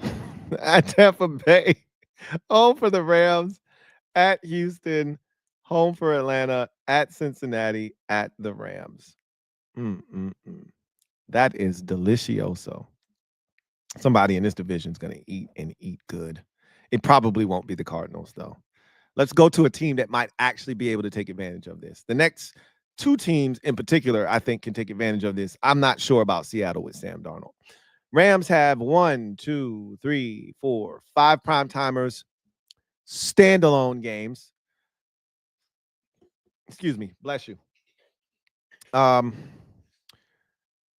Remember, they added Devontae Adams to this roster, mind you. So week 1, they're getting the toughest team out of the 2 divisions. Maybe Tampa Bay's the other one, right? The 2 division winners. They're getting one of the toughest games out of the way so they can get all the easy shit. They said, let me eat my veggies in week 1 because I'm gonna eat a lot of dessert in the rest of this season, right? So home for Houston, week 1. Now you get some at Tennessee, at Philly. Obviously, that's going to be tough. Home for Indy, home for San Fran. That's on a Thursday night. At Baltimore, at Jacksonville. That is over in London. Home for New Orleans, and then you're bye. So home for Houston, that's going to be tough. At Tennessee, they're going to mop the floor with them. At Philadelphia, that's going to be tough. Home for Indy, going to mop the floor with them. Home for San Francisco, that should be fun. They've had San Francisco's number here of late, so we'll see if that trend continues. That'll be on a Thursday night. At Baltimore, the last time we saw those 2 teams lock horns on a Thursday night on primetime, it was a nasty pseudo monsoon where neither team could score any points, but the Rams prevailed. At Baltimore, that's going to be tough. Jacksonville over in London, mop the floor with them. Saints mop the floor with them at home. Bye week. So, that's lovely. It's what we call lusciousness. Come off that bye at San Francisco, so you're done with the 49ers. Home for Seattle, home for Tampa Bay. So both of the tough teams in those two divisions that you're playing are both home games. This one is a Sunday nighter on Sunday night football week 12. So the week before Thanksgiving. So that'll be a fun one there. At Carolina, at Arizona, home for Detroit, at Seattle, at Atlanta. So at Seattle is a Thursday nighter. At Atlanta is a Monday nighter, and then home for Arizona. So if the division games, which they family business is family business, turn out to be tough, then this could be a tougher schedule. They still got some games mixed in there that come with the territory of being the division winner, i.e., Baltimore and Detroit. Like those are games that come with winning the division. Still, and Philadelphia, right? And Philadelphia. Those come with winning the division. So there are some tough ones inserted. They're not going to be the one potentially to take advantage. They'll be the team that goes like 12-5. You know, they're not the one. The one that really has a chance to go like 14-3 is probably going to be San Francisco. Let's look at theirs because they didn't win the division. They didn't finish second in the division either last year. Okay. I think they got a third place schedule, if I'm not mistaken. Hell, they could even have a fourth place schedule. And so this shit could be wickedly easy. And they could bounce back in a major way. So let's take a look at this. I bet you it's the 49ers that end up reaping the benefits of this shit. At Seattle week 1, at New Orleans week 2. So 2 road games to start. Home for Arizona, home for Jacksonville, at the Rams. So in the first 5 weeks, they play each of the 3 division teams once. So a lot of division cooking early. And 2 of the 3 are on the road. So if they are able to navigate that successfully, they'll get some home cooking against those teams later on in the season. That week 5 Rams game on the road is a Thursday night tilt, as we said already. So not a bad start to the season. 3 out of 5 on the road, but at Seattle, at New Orleans, home for Arizona, home for Jacksonville, at the Rams. Again, if you can't come out of that thing at no worse than 3-2, then you ain't serious. You ain't serious about getting back to the top. You should come out of this no worse than 3-2, but really like on some 4-1 shit. Maybe even 5-0. But you got to take care of business in the division, and that's not always the easiest thing to do. At Tampa, not going to be easy by any stretch of the imagination. Home for Atlanta, that is a Sunday night tilt. At Houston, that's the one tough game, along with Tampa. So you get the 2 division winners out of the way in a 3-week stretch. Now you can eat. Now this is the rest of this schedule. Put your napkin in, tuck that shit in your shirt nice and tight, right? Get your utensils, scoot as far up to the table as you can, and have at it, right? The rest of the schedules, they should be eaten. Let's see. At the Giants, home for the Rams, at Arizona, home for Carolina on a Monday night, at Cleveland, bye week. All right, so the latest bye you can have, which is week 14, you come off the bye and look at this delectable finish.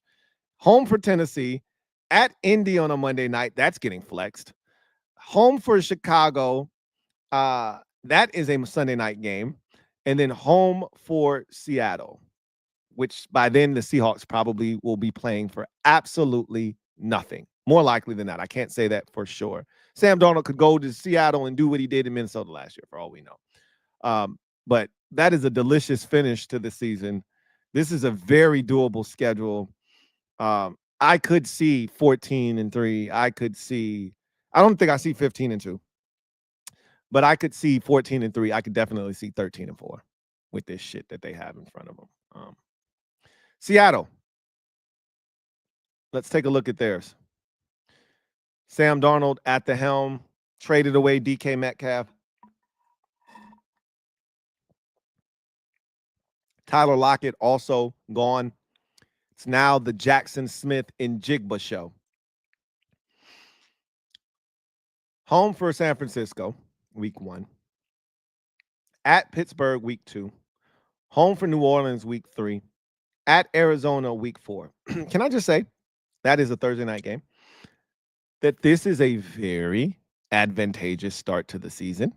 Obviously, you've got 2 divisional games here, earmarking the first 4 weeks, right? First week of the season, home for San Francisco. Second week at Pittsburgh. Not going to be easy by any stretch of imagination. Hey, you go get to see your old friend DK, right? Hey, how about that? Week 3, home for New Orleans. That feels like an ass kicking there. And then at Arizona, another opportunity. Again, not the easiest thing to do. And Arizona has played very well against Seattle. But if I'm not mistaken, Charbonnet went off on these boys at Arizona last year, and the Seahawks went there and won that game, I believe. I could be wrong about that. So, home for Tampa Bay, week 5. At Jacksonville, week 6. Home for Houston, week 7. That is a Monday night football contest. Then the bye week hits week 8. Okay.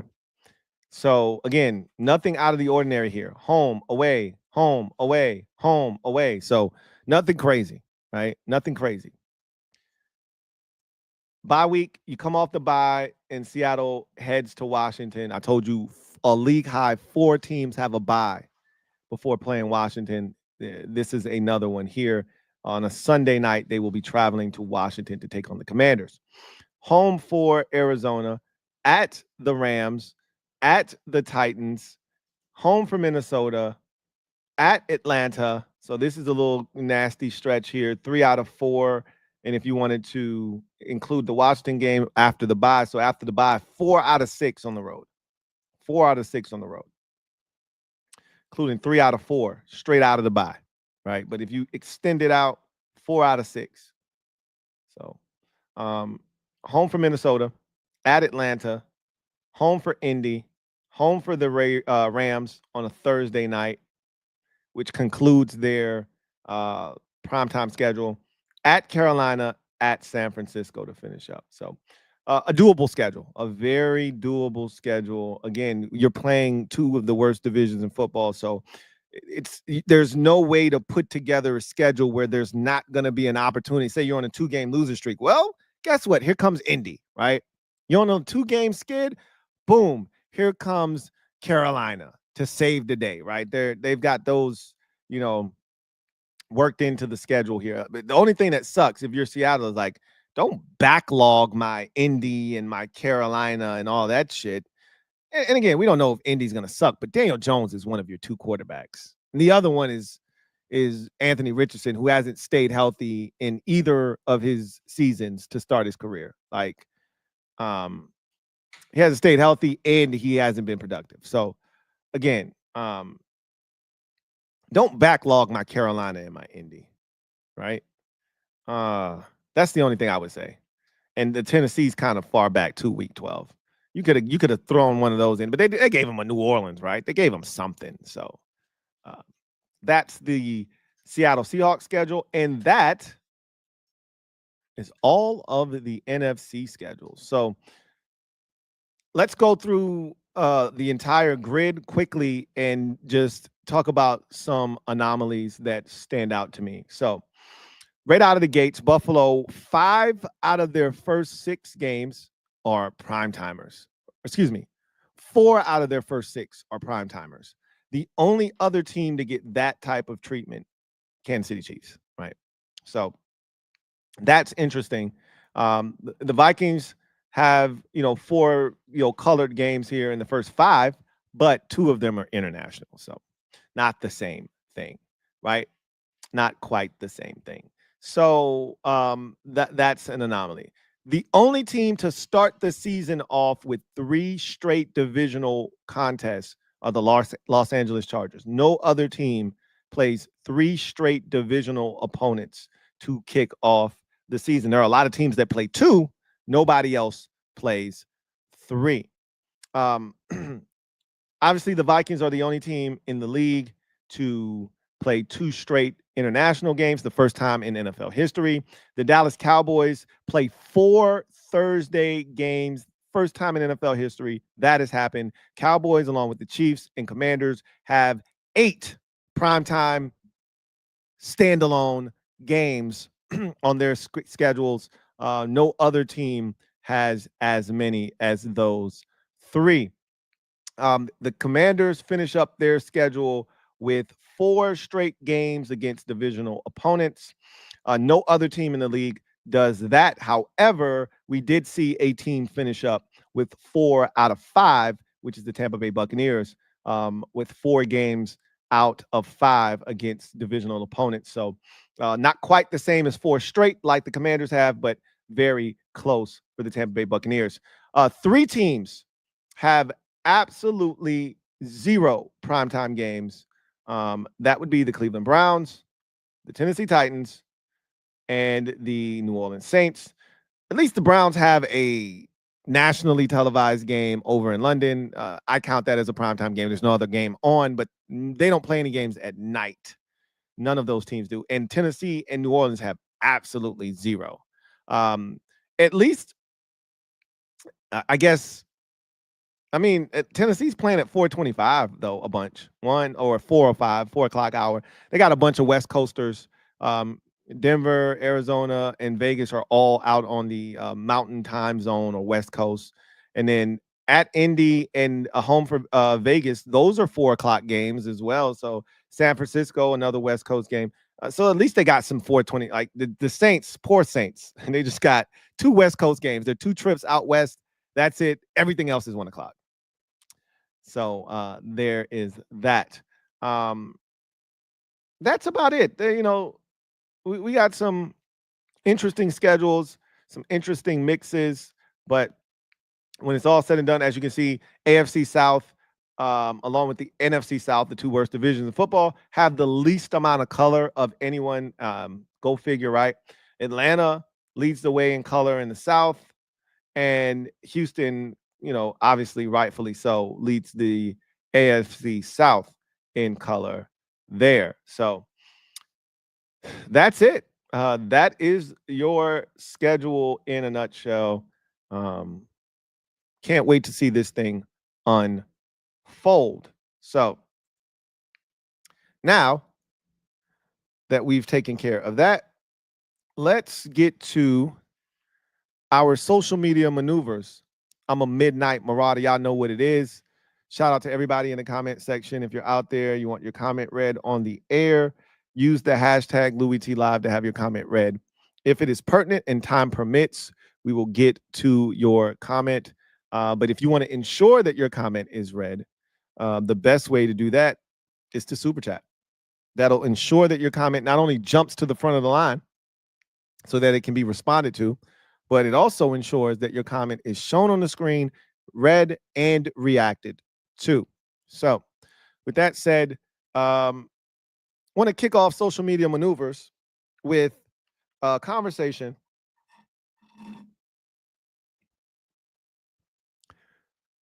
surrounding Caleb Williams and his father, Carl Williams. So recently, Seth Wickersham, who covers the NFL for ESPN, and he's really more of an investigative journalist. If you recall, when Daniel Snyder owned the Commanders, every time there was some investigative hit piece from ESPN, Seth Wickersham had his hands and fingerprints all over it, which we did not mind. Hey, keep those shits coming, Seth. You keep digging, you keep finding, right? We got to get his ass out of here. So he's one of those investigative journalists that he gets the scoop and he gets some juicy shit. And this is some pretty juicy shit. So what I'm going to do is I'm going to read this quick little article that ESPN put together. And I am going to share this with you guys because this is some fascinating shit. And it just kind of came out of nowhere, right? So this book, I think, is about to come out here. American Kings, a biography of the quarterback by Seth Wickersham. And I'm going to share. I don't think this is I think some of this may be like excerpts from the book, is my guess. All right. But there's the book there, American Kings, biography of the quarterback by Seth Wickersham. But here's what was written for ESPN and published yesterday, and it got a lot of traction. So it reads, quarterback Caleb Williams was so concerned about being picked by the Chicago Bears in 2024 that he and his family weighed circumventing the entire NFL draft, consulting with lawyers to figure out a way around the league's collective bargaining agreement while considering signing with the United Football League. Details from a forthcoming book reveal, which is the book I just told you about. So let's stop right there, put a pin in it. This first excerpt here, right? This isn't an excerpt. This first paragraph of this article confirms what we heard during the draft process that Caleb Williams quickly shot down, which is he didn't want to go to Chicago. There was reports that came out that stated Caleb Williams did not want to go to Chicago and he was going to do everything he could to not go to the Bears. And, Williams and his camp quickly shot that down, but that shit was true, as we will later find out here in this piece. So let's continue to read. These quotes are from the book. These are excerpts from the book. Quote, Chicago is the place quarterbacks go to die. Carl Williams, Caleb's father, told Seth Wickersham, author of American Kings, a biography of the quarterback, in the months before the 2024 draft. Caleb Williams wondered aloud to confidants, quote, do I want to go there? I don't think I can do it with, and this is in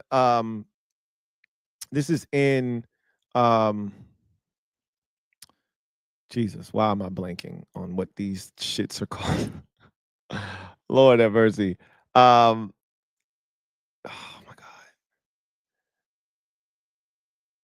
Oh my God. Why am I blanking on what these are called? Jesus. I was gonna call these shits parentheses. These are not parentheses. Jesus Christ. I don't know why I can't think of what they're called, but he was basically talking about Shane Waldron. I don't know if I can do it with Waldron. He was talking about former Bears offensive coordinator Shane Waldron. All right. Which that was his first time being an offensive coordinator. The Bears really set him up to fail. We'll talk about that here in a second.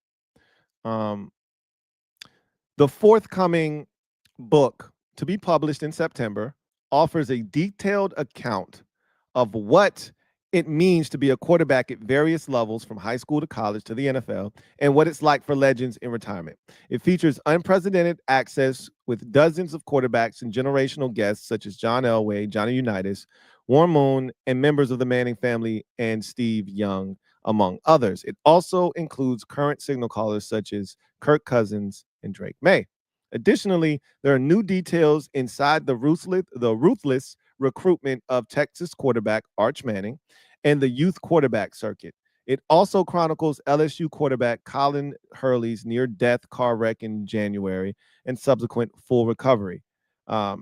Wickersham is an ESPN reporter. His first book on the New England Patriots was the New York Times bestseller. So that's, if you're interested in this book, that's what this book contains. Now we get back to the stuff about Caleb Williams.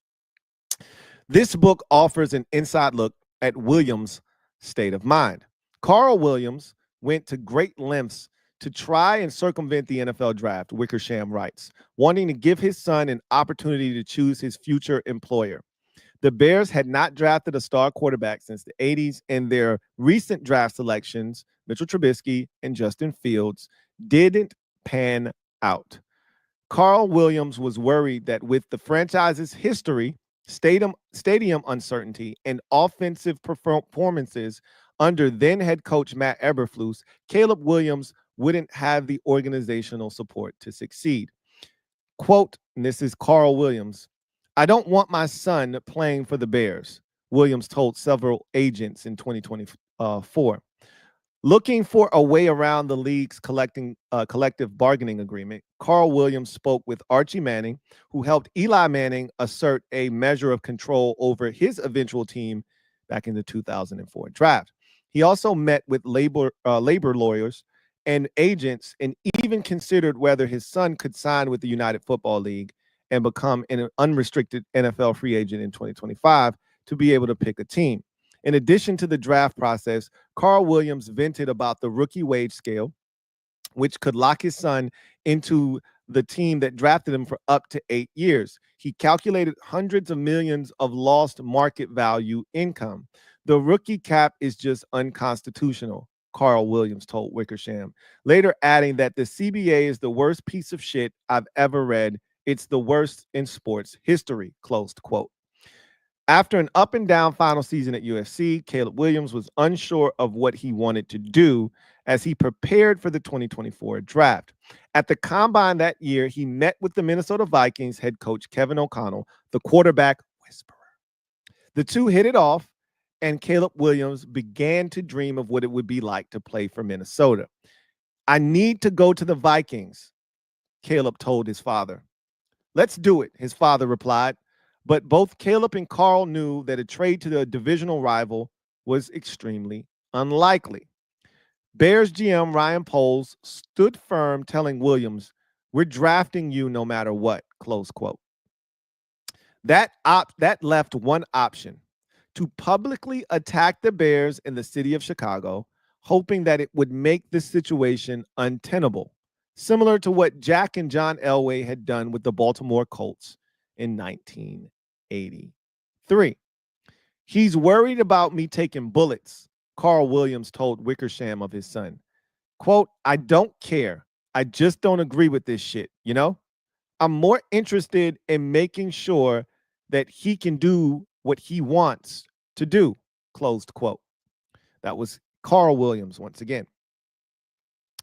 So, but Caleb was concerned that if they did try and the Bears refused to trade him, it would make a tough situation worse, which he was absolutely right. In the end, Caleb Williams told Wickersham, I wasn't ready to nuke the city, close quote. After a pre-draft visit to the Bears facility, Williams believed he could be a part of a process to turn around the franchise. I can do it for this team, Caleb told his dad. I'm going to go to the Bears. The Bears declined to comment. The book also sheds light on Williams' tumultuous rookie season in which both Eberflus and Waldron were fired and the Bears lost 10 straight games. At times, Williams said he would watch film alone with no instruction or guidance from the coaches. No one tells me what to watch, Caleb Williams told his dad. I just turn it on, close quote. We're going to talk more about that here in a second. Caleb Williams mostly played well as a rookie despite the coaching instability. For the year, he completed 62.5% of his passes with 20 touchdowns and 6 interceptions. He was sacked a league-leading 68 times. The Bears hired well-respected Detroit Lions offensive coordinator Ben Johnson in January. Speaking to reporters in April, Caleb Williams was excited. Being, quote, being able to be in this position, being able to have a first year the way that I did, ups and downs, and then be able to come in here, be as confident as I was last year, or possibly even more, and be able to get help, get here with the group that we have. I really can't wait to get to work with these guys, close quote, he said. And then quote, him pushing me is key, Williams said. I know that he knows that. So he says him pushing me is key, him being Ben Johnson. He said, I know that, and he knows that. I can't wait to be able to help. And it says, I can't wait and to be able to help me learn more about ball because he's super smart, super sharp. I'm doubt that's how that's supposed to be written, but he's excited about Ben Johnson is essentially what that quote said. He also goes on, and so this is Ben Johnson. I think he was on Colin Cowherd's show, The Herd. Quote, I see a chance for greatness for him here.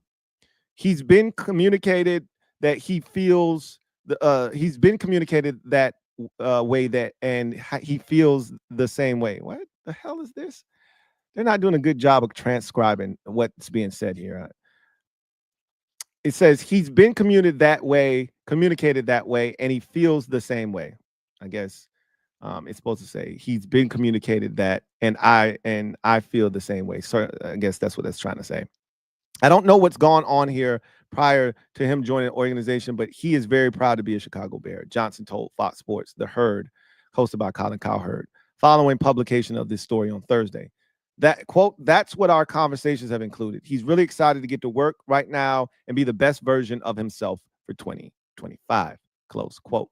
So a lot to unpack there with that article for ESPN by Seth Wickersham, essentially, with those excerpts from his book. So the first thing that I want to do is I want to unpack the whole notion of him not wanting to go to Chicago, which is crazy, right? So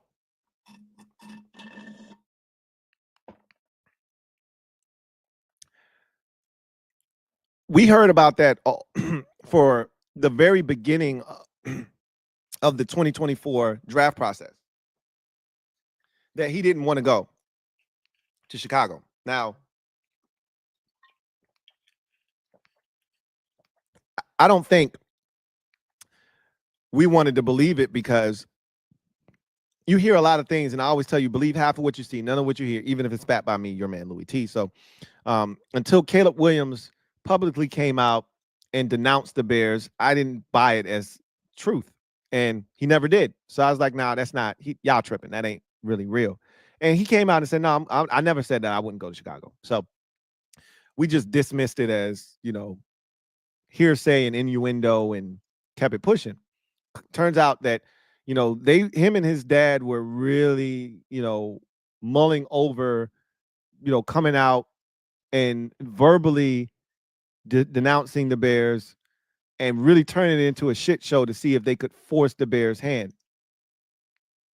I won't be shocked if we see a player do that, one with a strong-willed father who just doesn't want their son to go to a bad organization. Quincy Avery had a tweet that kind of went along with this whole conversation. And the tweet basically said, there's not a quarterback talent issue in the NFL. There's a quarterback development issue. And he's talking about situations just like this, right? Where Caleb Williams is extremely talented. Zach Wilson, coming out of BYU, extremely talented. How many of these young quarterbacks that we see come into the league and be utterly destroyed because of their circumstances? Sam Darnold was extremely talented coming out of USC.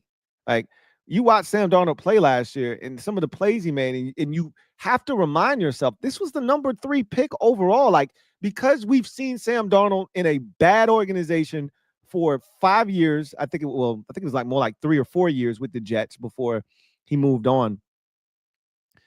You can't get that out of your head, but they did that to him, right? And we've seen so many talented quarterbacks come into the league, and because they were drafted by bad organizations, they haven't fared well. Same thing can be said for Bryce Young in Carolina, right? Poor organization, poorly run. It was a shit show his rookie season. He had like 5 different play callers, and they didn't set him up for success. They set him up for failure, and it looked bad, right? He gets some stability in his second year after being benched, which is probably what it should have done anyway. He shouldn't have started his second year. There was nothing that said he had to start week 1.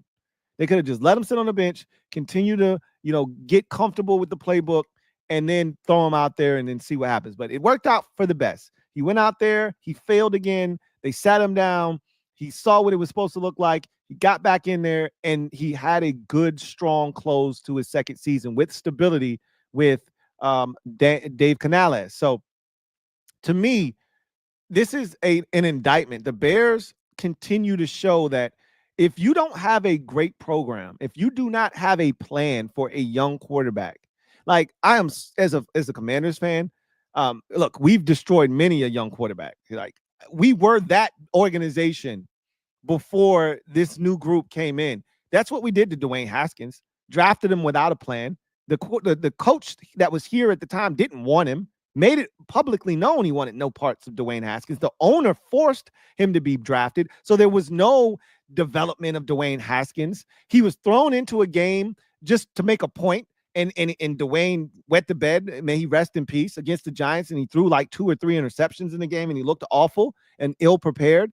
And that was Jay's way of saying the kid is not ready to help us. Sit down and shut up, right? To everyone out there that says we should put him in the game because we're starting Colt McCoy or whomever at quarterback or Case Keenum that year. And so it was, you see when bad organizations draft young quarterbacks and what that can do to a young quarterback. These guys come in here with the utmost confidence. They've got all the talent in the world, and they get beat up and run into the ground immediately, mentally and physically, and they're a shell of themselves by their 3rd year in the league. It's amazing to watch this stuff take place. And, you know, it's not a coincidence either that the teams that drafted first over the last few years, and their quarterbacks haven't had the best success, and the quarterbacks drafted second have. It's not an accident because the teams that drafted second, not that those teams are much better from a roster standpoint. We could even argue the opposite. Chicago was much better than any of the rosters that these young quarterbacks have been drafted into the last 2 years. Chicago was by far the superior roster, but they didn't have a superior organization. The organization at the top is a bit, dysfunctional at best, right? Kevin Warren there is the team president. He's a buffoon. I don't necessarily love Ryan Poles. I don't think he's awful at his job. I think he's done a really good job of surrounding Caleb Williams with talent. But that whole situation with Matt Eberflus and them retaining him, going out and getting a first-time offensive coordinator in Shane Waldron, who had done nothing to that point to warrant that type of opportunity, you could see this was a cluster F waiting to happen. You fire everyone in season, and now who's left to mentor? And also, I thought where Ryan Poles made a big mistake, and this is a part of development. You see the good teams go out and get a veteran quarterback to help mentor a young quarterback when you take a young guy in the draft. You gotta have some veteran that's been in the league 9, 8, 9, 10 years that can show the young kid the ropes, how to watch film, how to prepare, how to study, how to take care of your body, all of the things that you can't have a coach holding a kid's hand the entire time. This is why veterans are important. The Bears had a quarterback room with a bunch of young quarterbacks that were trying to figure it out themselves. They drafted the Tyson Bagent kid the year before Caleb Williams. So he's out here trying to get his shit off. Like, yeah, I can play and I can show everybody that I can play in this league, right? So he's a second-year quarterback. Breath, wet behind the ears, breath smelling like Similac. They had 2 other quarterbacks that were relatively young. I don't think either one of them had more than 5 to 6 years of NFL experience. So these are guys who trying to figure it out and make it in the NFL themselves, right? So they didn't have a veteran in the room to show Caleb Williams how to do things. It was a mess, right? Then you have, your coordinator get fired, your head coach get fired, and it was just a circus. And so to hear him say, man, I didn't have anybody to show me how to watch film. I just turned it on and started watching it myself. That's crazy. I want you to take a listen to Chase Daniel, former NFL quarterback, who was appalled by that statement that nobody showed him how to watch film. And this is what Chase Daniel had to say on social media immediately after these things came out in the media. Take a listen. All right, so there's this new book coming out by Seth Wickersham, and he details about Caleb Williams. And you're reading it right above. Just Can you guys hear that? Did you guys hear that? Because I couldn't hear it. Normally, I can hear it in my headset. I couldn't hear it. Did you guys hear anything?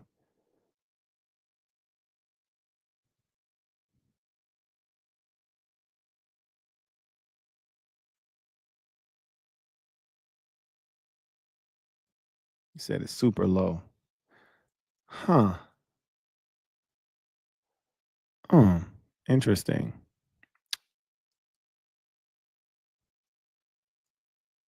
Okay. Yes, you guys could hear it. Okay. Just the season I don't that need to hear it. Caleb Go ahead. Williams had. Okay, it sheds light on Williams' tumultuous rookie season. Eberflus and Waldron were fired. Bears lost 10 straight games. At times, Williams said he would watch film alone with no instruction or guidance from the coaches. No one told me what to watch. That is insane. And I had to learn from Drew Brees on what to watch. But what you watch is very simple. I'm going to break it down for you. Sunday, you play the game. Monday, you come in. You watch the game. You get better from your past game. All right? Tuesday, off day. You're coming in. You're watching 4 games of your next opponent.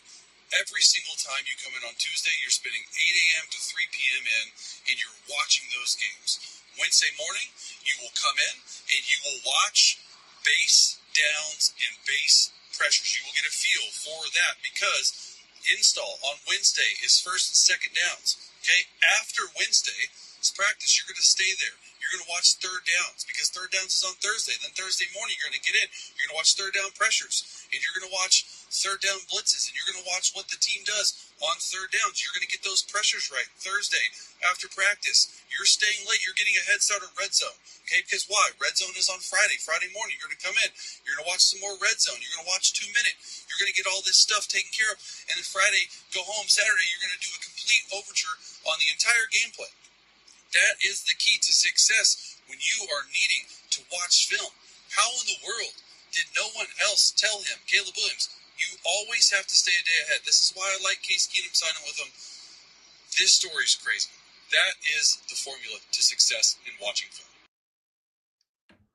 So that was Chase Daniel, former NFL quarterback, talking about what the preparation for a week looks like for a quarterback and what it entails and what it's supposed to look like and how you're supposed to go about watching film and what you should be looking at in particular as you prepare for the week. And it doesn't sound like any of that was transpiring in Chicago for Caleb Williams.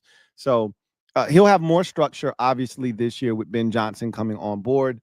And look, as much as Bears fans pissed me off last year, I got nothing against Caleb Williams. I think the kid's super talented. I want to see him succeed in this league. Unlike Bears fans who want to see Jaden Daniels fail, I have no interest in watching Caleb Williams fail. I think this kid's talented, and I want to see him play up to his full potential and capabilities.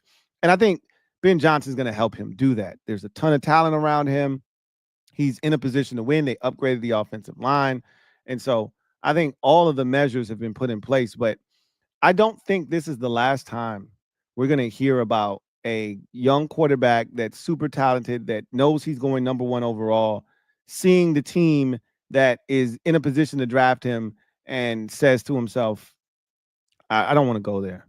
This team isn't equipped to deal with someone with the talents that I possess, and they're going to ruin me, and I want to go somewhere else. And if this Caleb Williams thing doesn't work out in Chicago, it'll be the 3rd time in the last Trubisky was the 2017 draft. It'll be the 3rd time in the last 8 years that the Bears have drafted a quarterback in the 1st round. It'll be the 2nd time because Mitchell Trubisky was drafted 17 and Fields was drafted in 2021. It'll be the 2nd time that they've drafted a quarterback, a 3rd, in the 1st round since 2017, so 8 years. This is really big for them. They have to get this one right. They have to get this one right.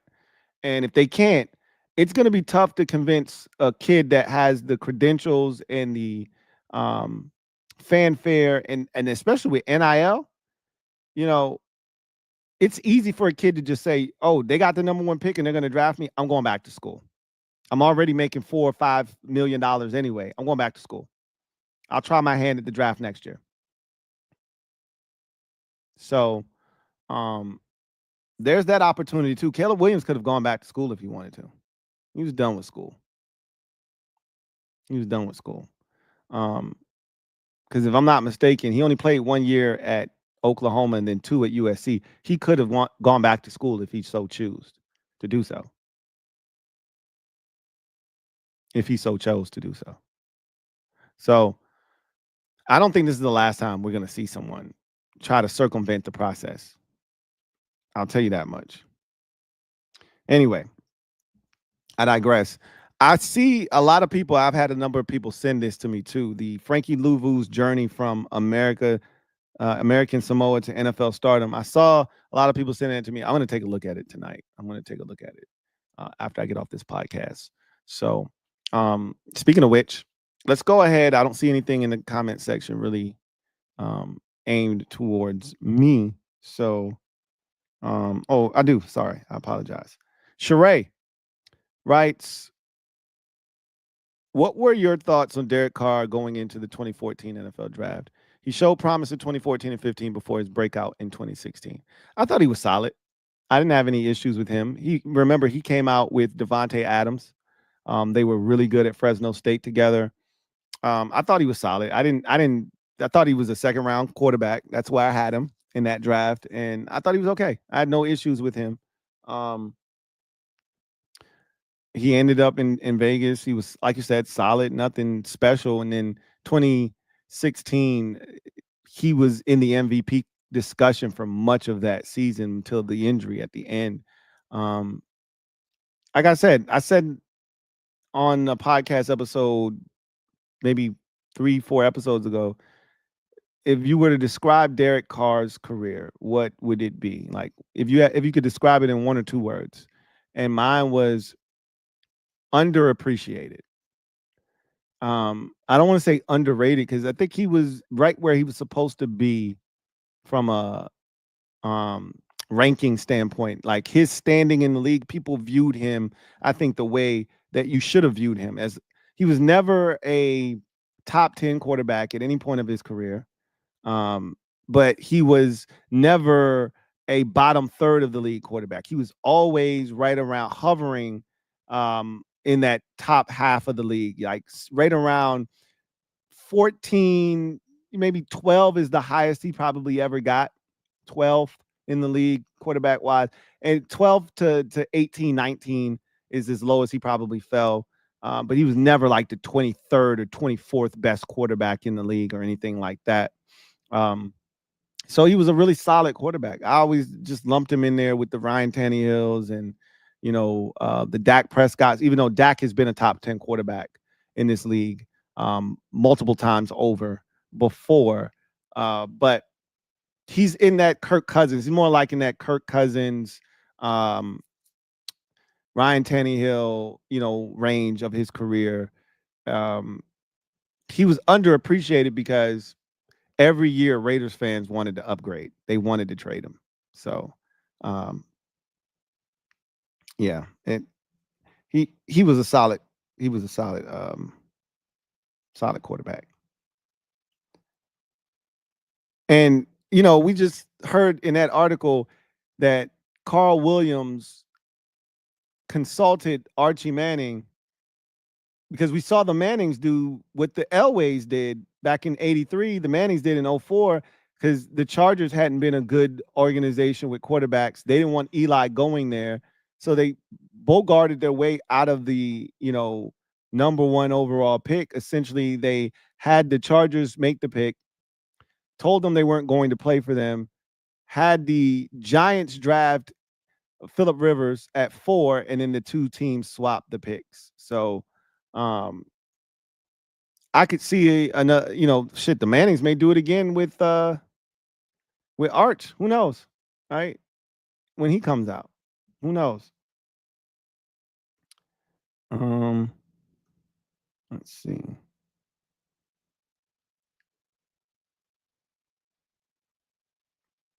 All right. Sheree says, is Drew Brees, Aaron Rodgers as big a gap as some people make it seem? It seems like a lot of people think Rodgers is by far better. Who would you rather build? Oh, it's Aaron Rodgers, not close. Yeah. Drew Brees overachieved.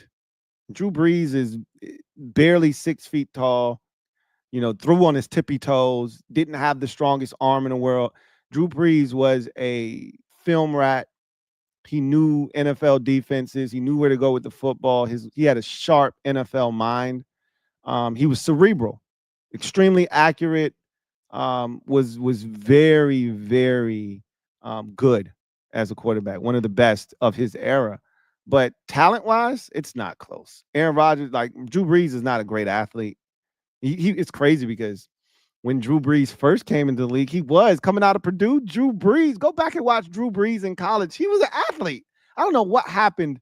I guess by the time he got to New Orleans, which is when he really broke out, his last year in San Diego with the Chargers, he started to play really well. But early in his career, he had wheels. By the time he got to New Orleans, Drew Brees wasn't running anywhere. But Aaron Rodgers had wheels. He had a gun for a right arm. He could throw on the right. I still think some of the tightest spirals, most accurate throws on the run have come from Aaron Rodgers that I've seen in my life. I still think about that rolling to his left, throw on the run to Jared Cook Jr. against the Cowboys. It was a missile down the left sideline, out of bounds, so that they could kick the field goal to win the game. Aaron Rodgers was different. Now, he didn't win enough Super Bowls to separate himself. If Rodgers had won a second Super Bowl, this conversation that you just presented doesn't even exist. But because they both have one Super Bowl, it leaves that door open for that conversation to even be entertained. But if you watch the two of them, I watched their entire careers, it's not close. Now, if you're talking about a locker room guy and all that stuff, all the intangibles, yeah, Drew Brees is probably better, right? Because Aaron Rodgers can be a bit divisive. We've heard more than our fair share of guys come out and talk about him being a lame-ass teammate and not a guy that you necessarily love or want to run through a wall for. But when we're just talking about pure talent and the ability to take over a game, Aaron Rodgers is way better than Drew Brees in that department, just off of a skill set standpoint. Lang Hughes writes, how well do you think Jaden would have played with the Bears last year? I think he would have still balled, just not all-time best rookie status. It's hard to say what he would have done because while they had more talent than Washington, that is obviously apparent. Coaching matters. Your environment matters. And that was not an environment conducive to success last year. It really wasn't. Matt Eberflus was really set up to fail last season. Shane Waldron was not the right hire there to be the offensive coordinator. And so I don't know how successful they would have been. But with Jaden's talent, to your point, I'm not sure that he still wouldn't have made it shake. But at the same time, that shit matters. Like, we can sit here and try to downplay coaching and, having an environment that is conducive to winning and developing a young quarterback and all the things that go into putting a player in the best position to succeed. They didn't have that in Chicago. And despite Jaden's immense talent and his ability to take, lemons and make lemonade, I don't know if he would have been able to do, the things he did in Washington. To your point, it wouldn't have been the best rookie season we've ever seen. The Bears would not have been, I can assure you of this, they would not have been a 4-win team, 5-win team last year with Jaden Daniels. I can assure you of that. But I also can't tell you, and Jaden would not have been sacked 68 times. I can also assure you of that as well. But I don't think they would have gone 12-5 like we did. I don't think they would have gone to the playoffs and done the things that we did. So Jaden Daniels, with that kind of talent, and again, well coached, yeah, you're talking about a Super Bowl type of situation for sure. But last year, I think he probably would have took the Bears to 8 wins with that roster, even with the coaching staff being because the Bears were in a ton of games last year, a ton of games, and they couldn't make winning plays when it mattered most, and that's what Jaden Daniels specializes in. So, I could definitely see 8 wins last year had he been there. All right, so let's go to our final segment of the show and garbage time. So I wanted to have a discussion with you guys on the way out. So I want to turn your attention to a couple of things first. Let's knock this Brock Purdy conversation out. So Brock Purdy just got this massive extension, right? 5 years, $265 million, 181 in total guarantees, 165.05 milli in the first 3 years of this new deal that runs through 2023. So on average, Brock Purdy is slated to make $53 million a year, which puts him, I think, 7th among quarterbacks in the league, somewhere in there. Dak Prescott still leads the charge at $60 million. The next closest quarterback, I think, is Joe Burrow at like 55. So Dak still has a commanding lead there at the quarterback position in terms of AAV. But Purdy is right around 7. I think it's like, let me see if I can pull up the list of quarterbacks. And let's see if I can pull it up. List of highest paid QBs in NFL. So Dak is at 60. Joe Burrow, Trevor Lawrence, Jordan Love, and Josh Allen are all at 55. All right.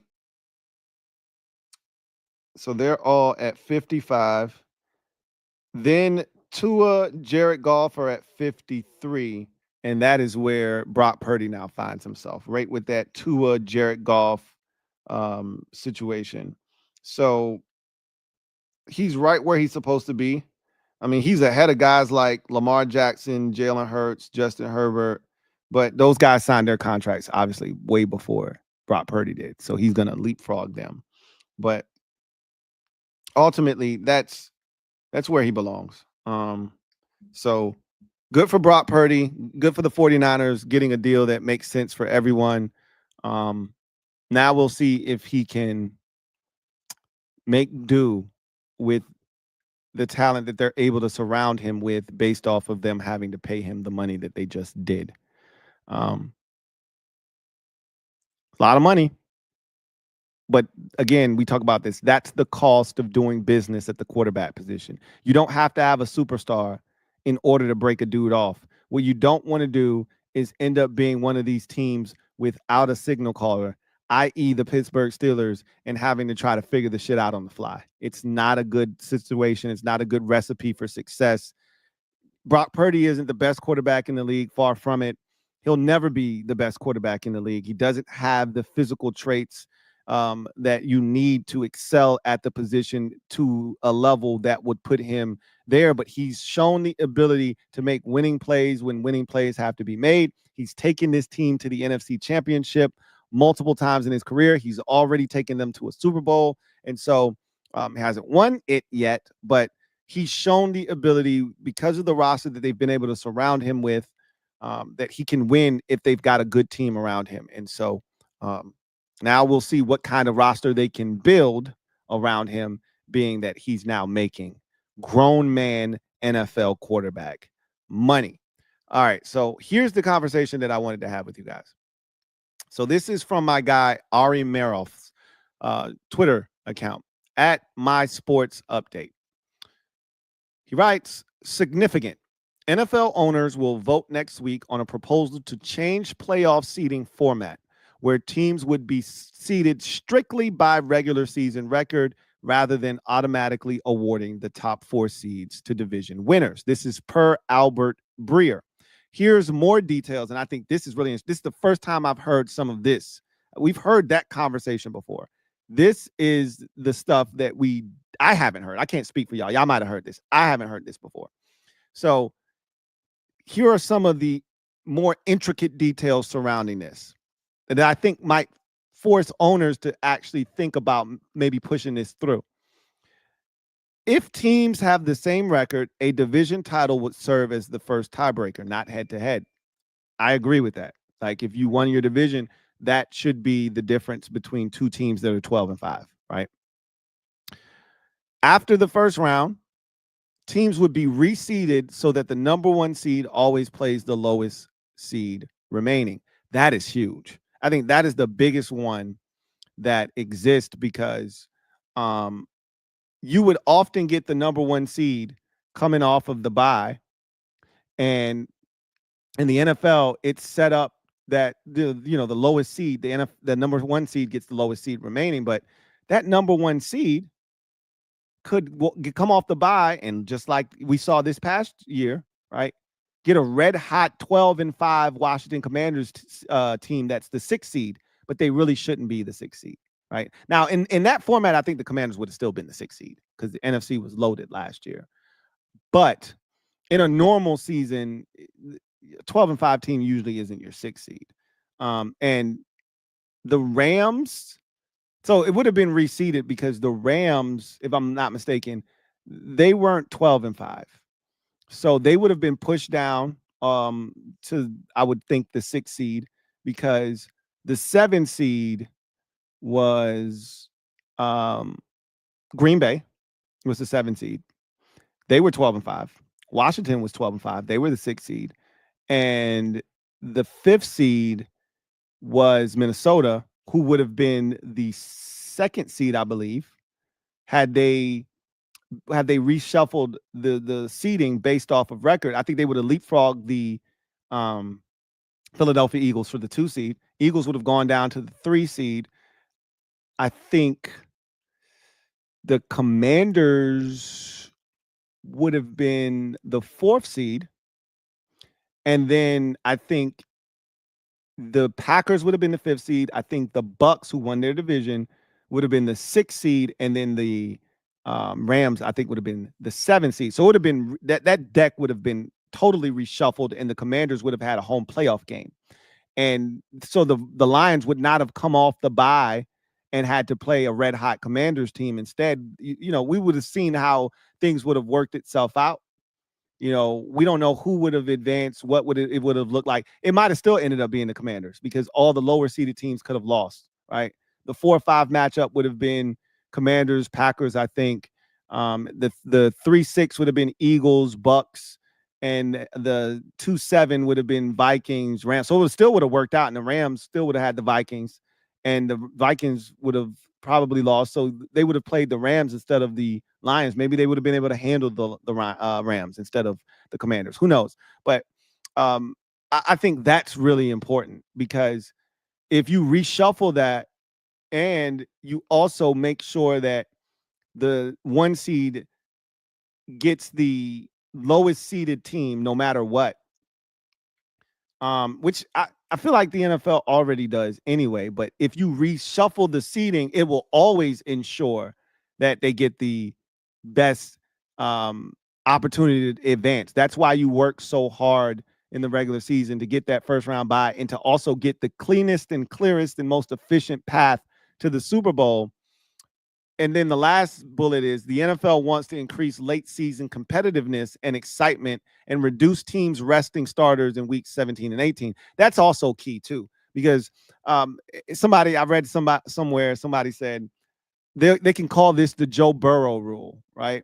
Because last year, I've never seen anything more blatant than what the Chiefs did. Now, obviously, the Chiefs had nothing to play for. They already had the number 1 seed locked up in the AFC. It wasn't going to change anything. So why put your guys out there? I get it. And I'm not blaming the Chiefs, but we all know they didn't try at all. Like, literally, they laid down for Denver and said, hey, how do you want it? How do you want it? Opened their legs, spread their cheeks, and said, hey, how you want it? It was disgusting. And they knew that if they lost that game, the Cincinnati Bengals couldn't get in the playoffs. And they wanted no parts of Joe Burrow getting in the postseason. None. And they knew it. And so they laid down for Denver in week 18 and allowed the Broncos to get in. And they ultimately got slaughtered. But that wasn't their problem. They just didn't want Joe Burrow in the tournament because that's the one guy that they knew could take their ass out. So the NFL doesn't want that. If they can avoid having situations like that arise, setting it up this way, because remember what the Rams did too? Remember that was some bullshit, right? The Rams were playing the Seahawks, and if they won that game, they would be the 3 seed with the Rams. If they lost the game, they'd be the 4 seed. And they looked at this standings and they said, yeah, you know what? We don't want to play the Commanders. We think we take a home game against the Vikings. Yeah, that sounds much better than the Commanders. Won't want to play Jaden Daniels in the Commanders. Yeah, we're going to lose this game.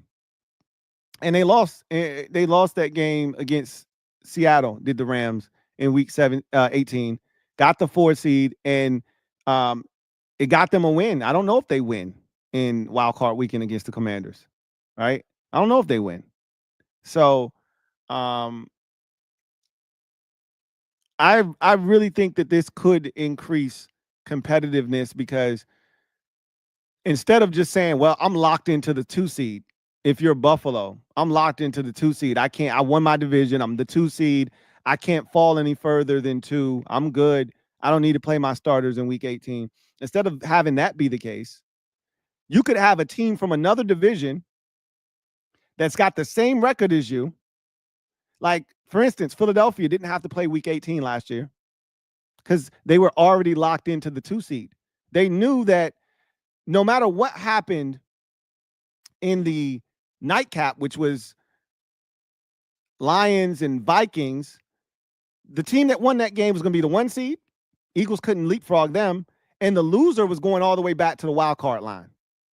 Got to get behind all of us division winners. You got to get in the wild card line. You'll be first in that line, but you got to get in the line behind all of us division winners, including the 9 or 10 win Rams and the 9 or 10 win Bucks. Yeah, get in the line behind them. But you won 14 games, though. But it don't matter. Get in the line behind them. That's bullshit, right? That's bullshit. They shouldn't have to get in line behind them. The Eagles should have had to win week 18 against, now they did anyway, but they should have had to play their starters in week 18. Saquon Barkley would have broken the rushing record because he would have had to play in week 18 so that they could be in a position to get the number 2 seed, not just handed the number 2 seed. You see what I'm saying? Because had they lost, and I don't even think it didn't matter. They won that game. They ended up 14-3. The Vikings lost, ended up 14-3, and the Vikings still would have had the number 2 seed. So it didn't matter what the Eagles did. They would have still, but just like let's say if that situation was both teams were 13 and 3 going into that final game. So were the and the Eagles were, let's say they were 12-4 going into that final game.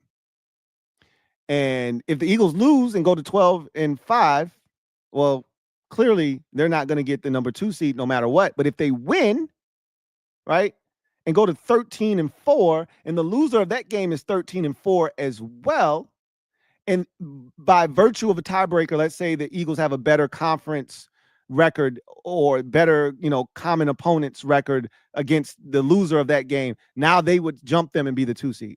But in the scenario where it's set up right now, the Eagles don't care about the loser of that game. At 12-5, the Eagles could still be the number 2 seed and not care about winning in week 18. That's what the league's trying to avoid. Not resting starters in week 18, making those games, because week 18 usually is irrelevant. It's rare that you get what we got this past year, which was Vikings and Lions with the division on the line and the number 1 seed on the line. You rarely get that in week 18. You'll get the occasional, oh, this is for the division, one-off, but it's not usually for the number 1 seed as well. It's usually for like 2 9-win teams, a 10 and 11-win team. The loser, is the wild card. The winner is the division winner, or you get two teams that are battling for one spot. The winner wins the division, the other one goes home. They don't get a playoff spot. You get that every 3-4 years, but it's rare. Normally, week 18, it ain't really too much suspense. This could help change that. What do you guys think? I'm actually in favor of this. I don't like diminishing winning your division. I don't like that. However, I am open to, because who thinks it's a great idea that a 9-win division winner should be higher seeded than a team that went out and won 13 or 14 games, but they played in a brutal division where somebody else won 15 games, like the Lions and Vikings and Packers. Like, I don't care that Tampa Bay won their division last year. I don't care that the Rams won their division last year. They didn't win more games than the Packers, the Commanders, or the Vikings. Those two teams should not have been higher seeded teams. I'm sorry. I'm glad you won your division. You're automatically in the playoffs because of it. It doesn't diminish that. And if you finish with a record that is equal to a wild card team, you get the nod and you get the higher seed. I believe that should be in play. So what do you guys think? Talk to me about that. Leave it down in the comment section if you're watching this on playback, and let me know how you feel about that.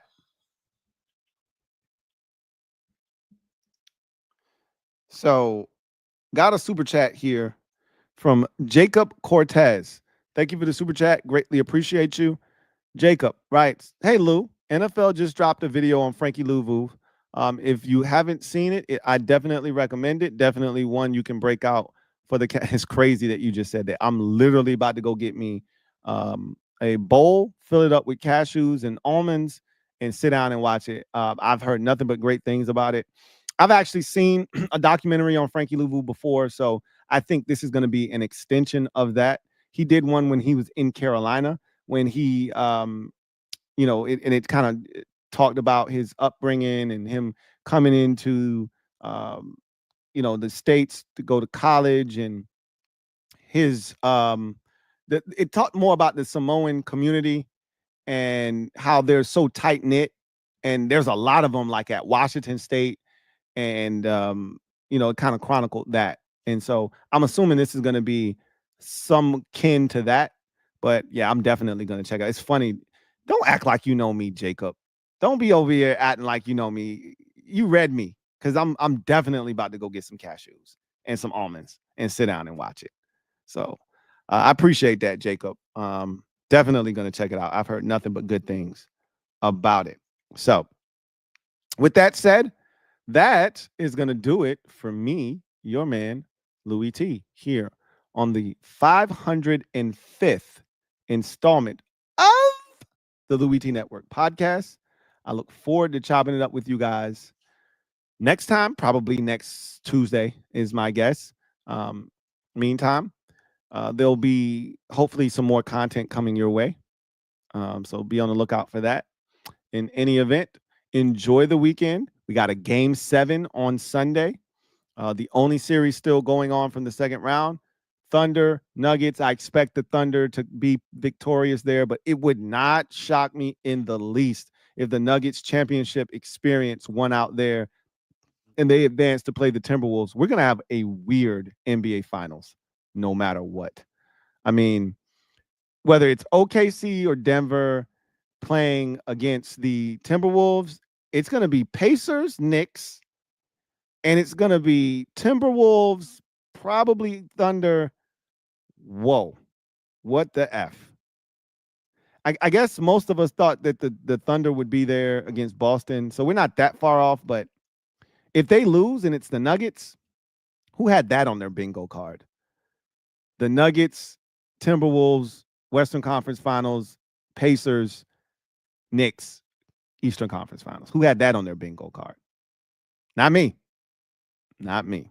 Anyway, congratulations to the Knicks and their fans. Man, these fans have been waiting a long time. A long time.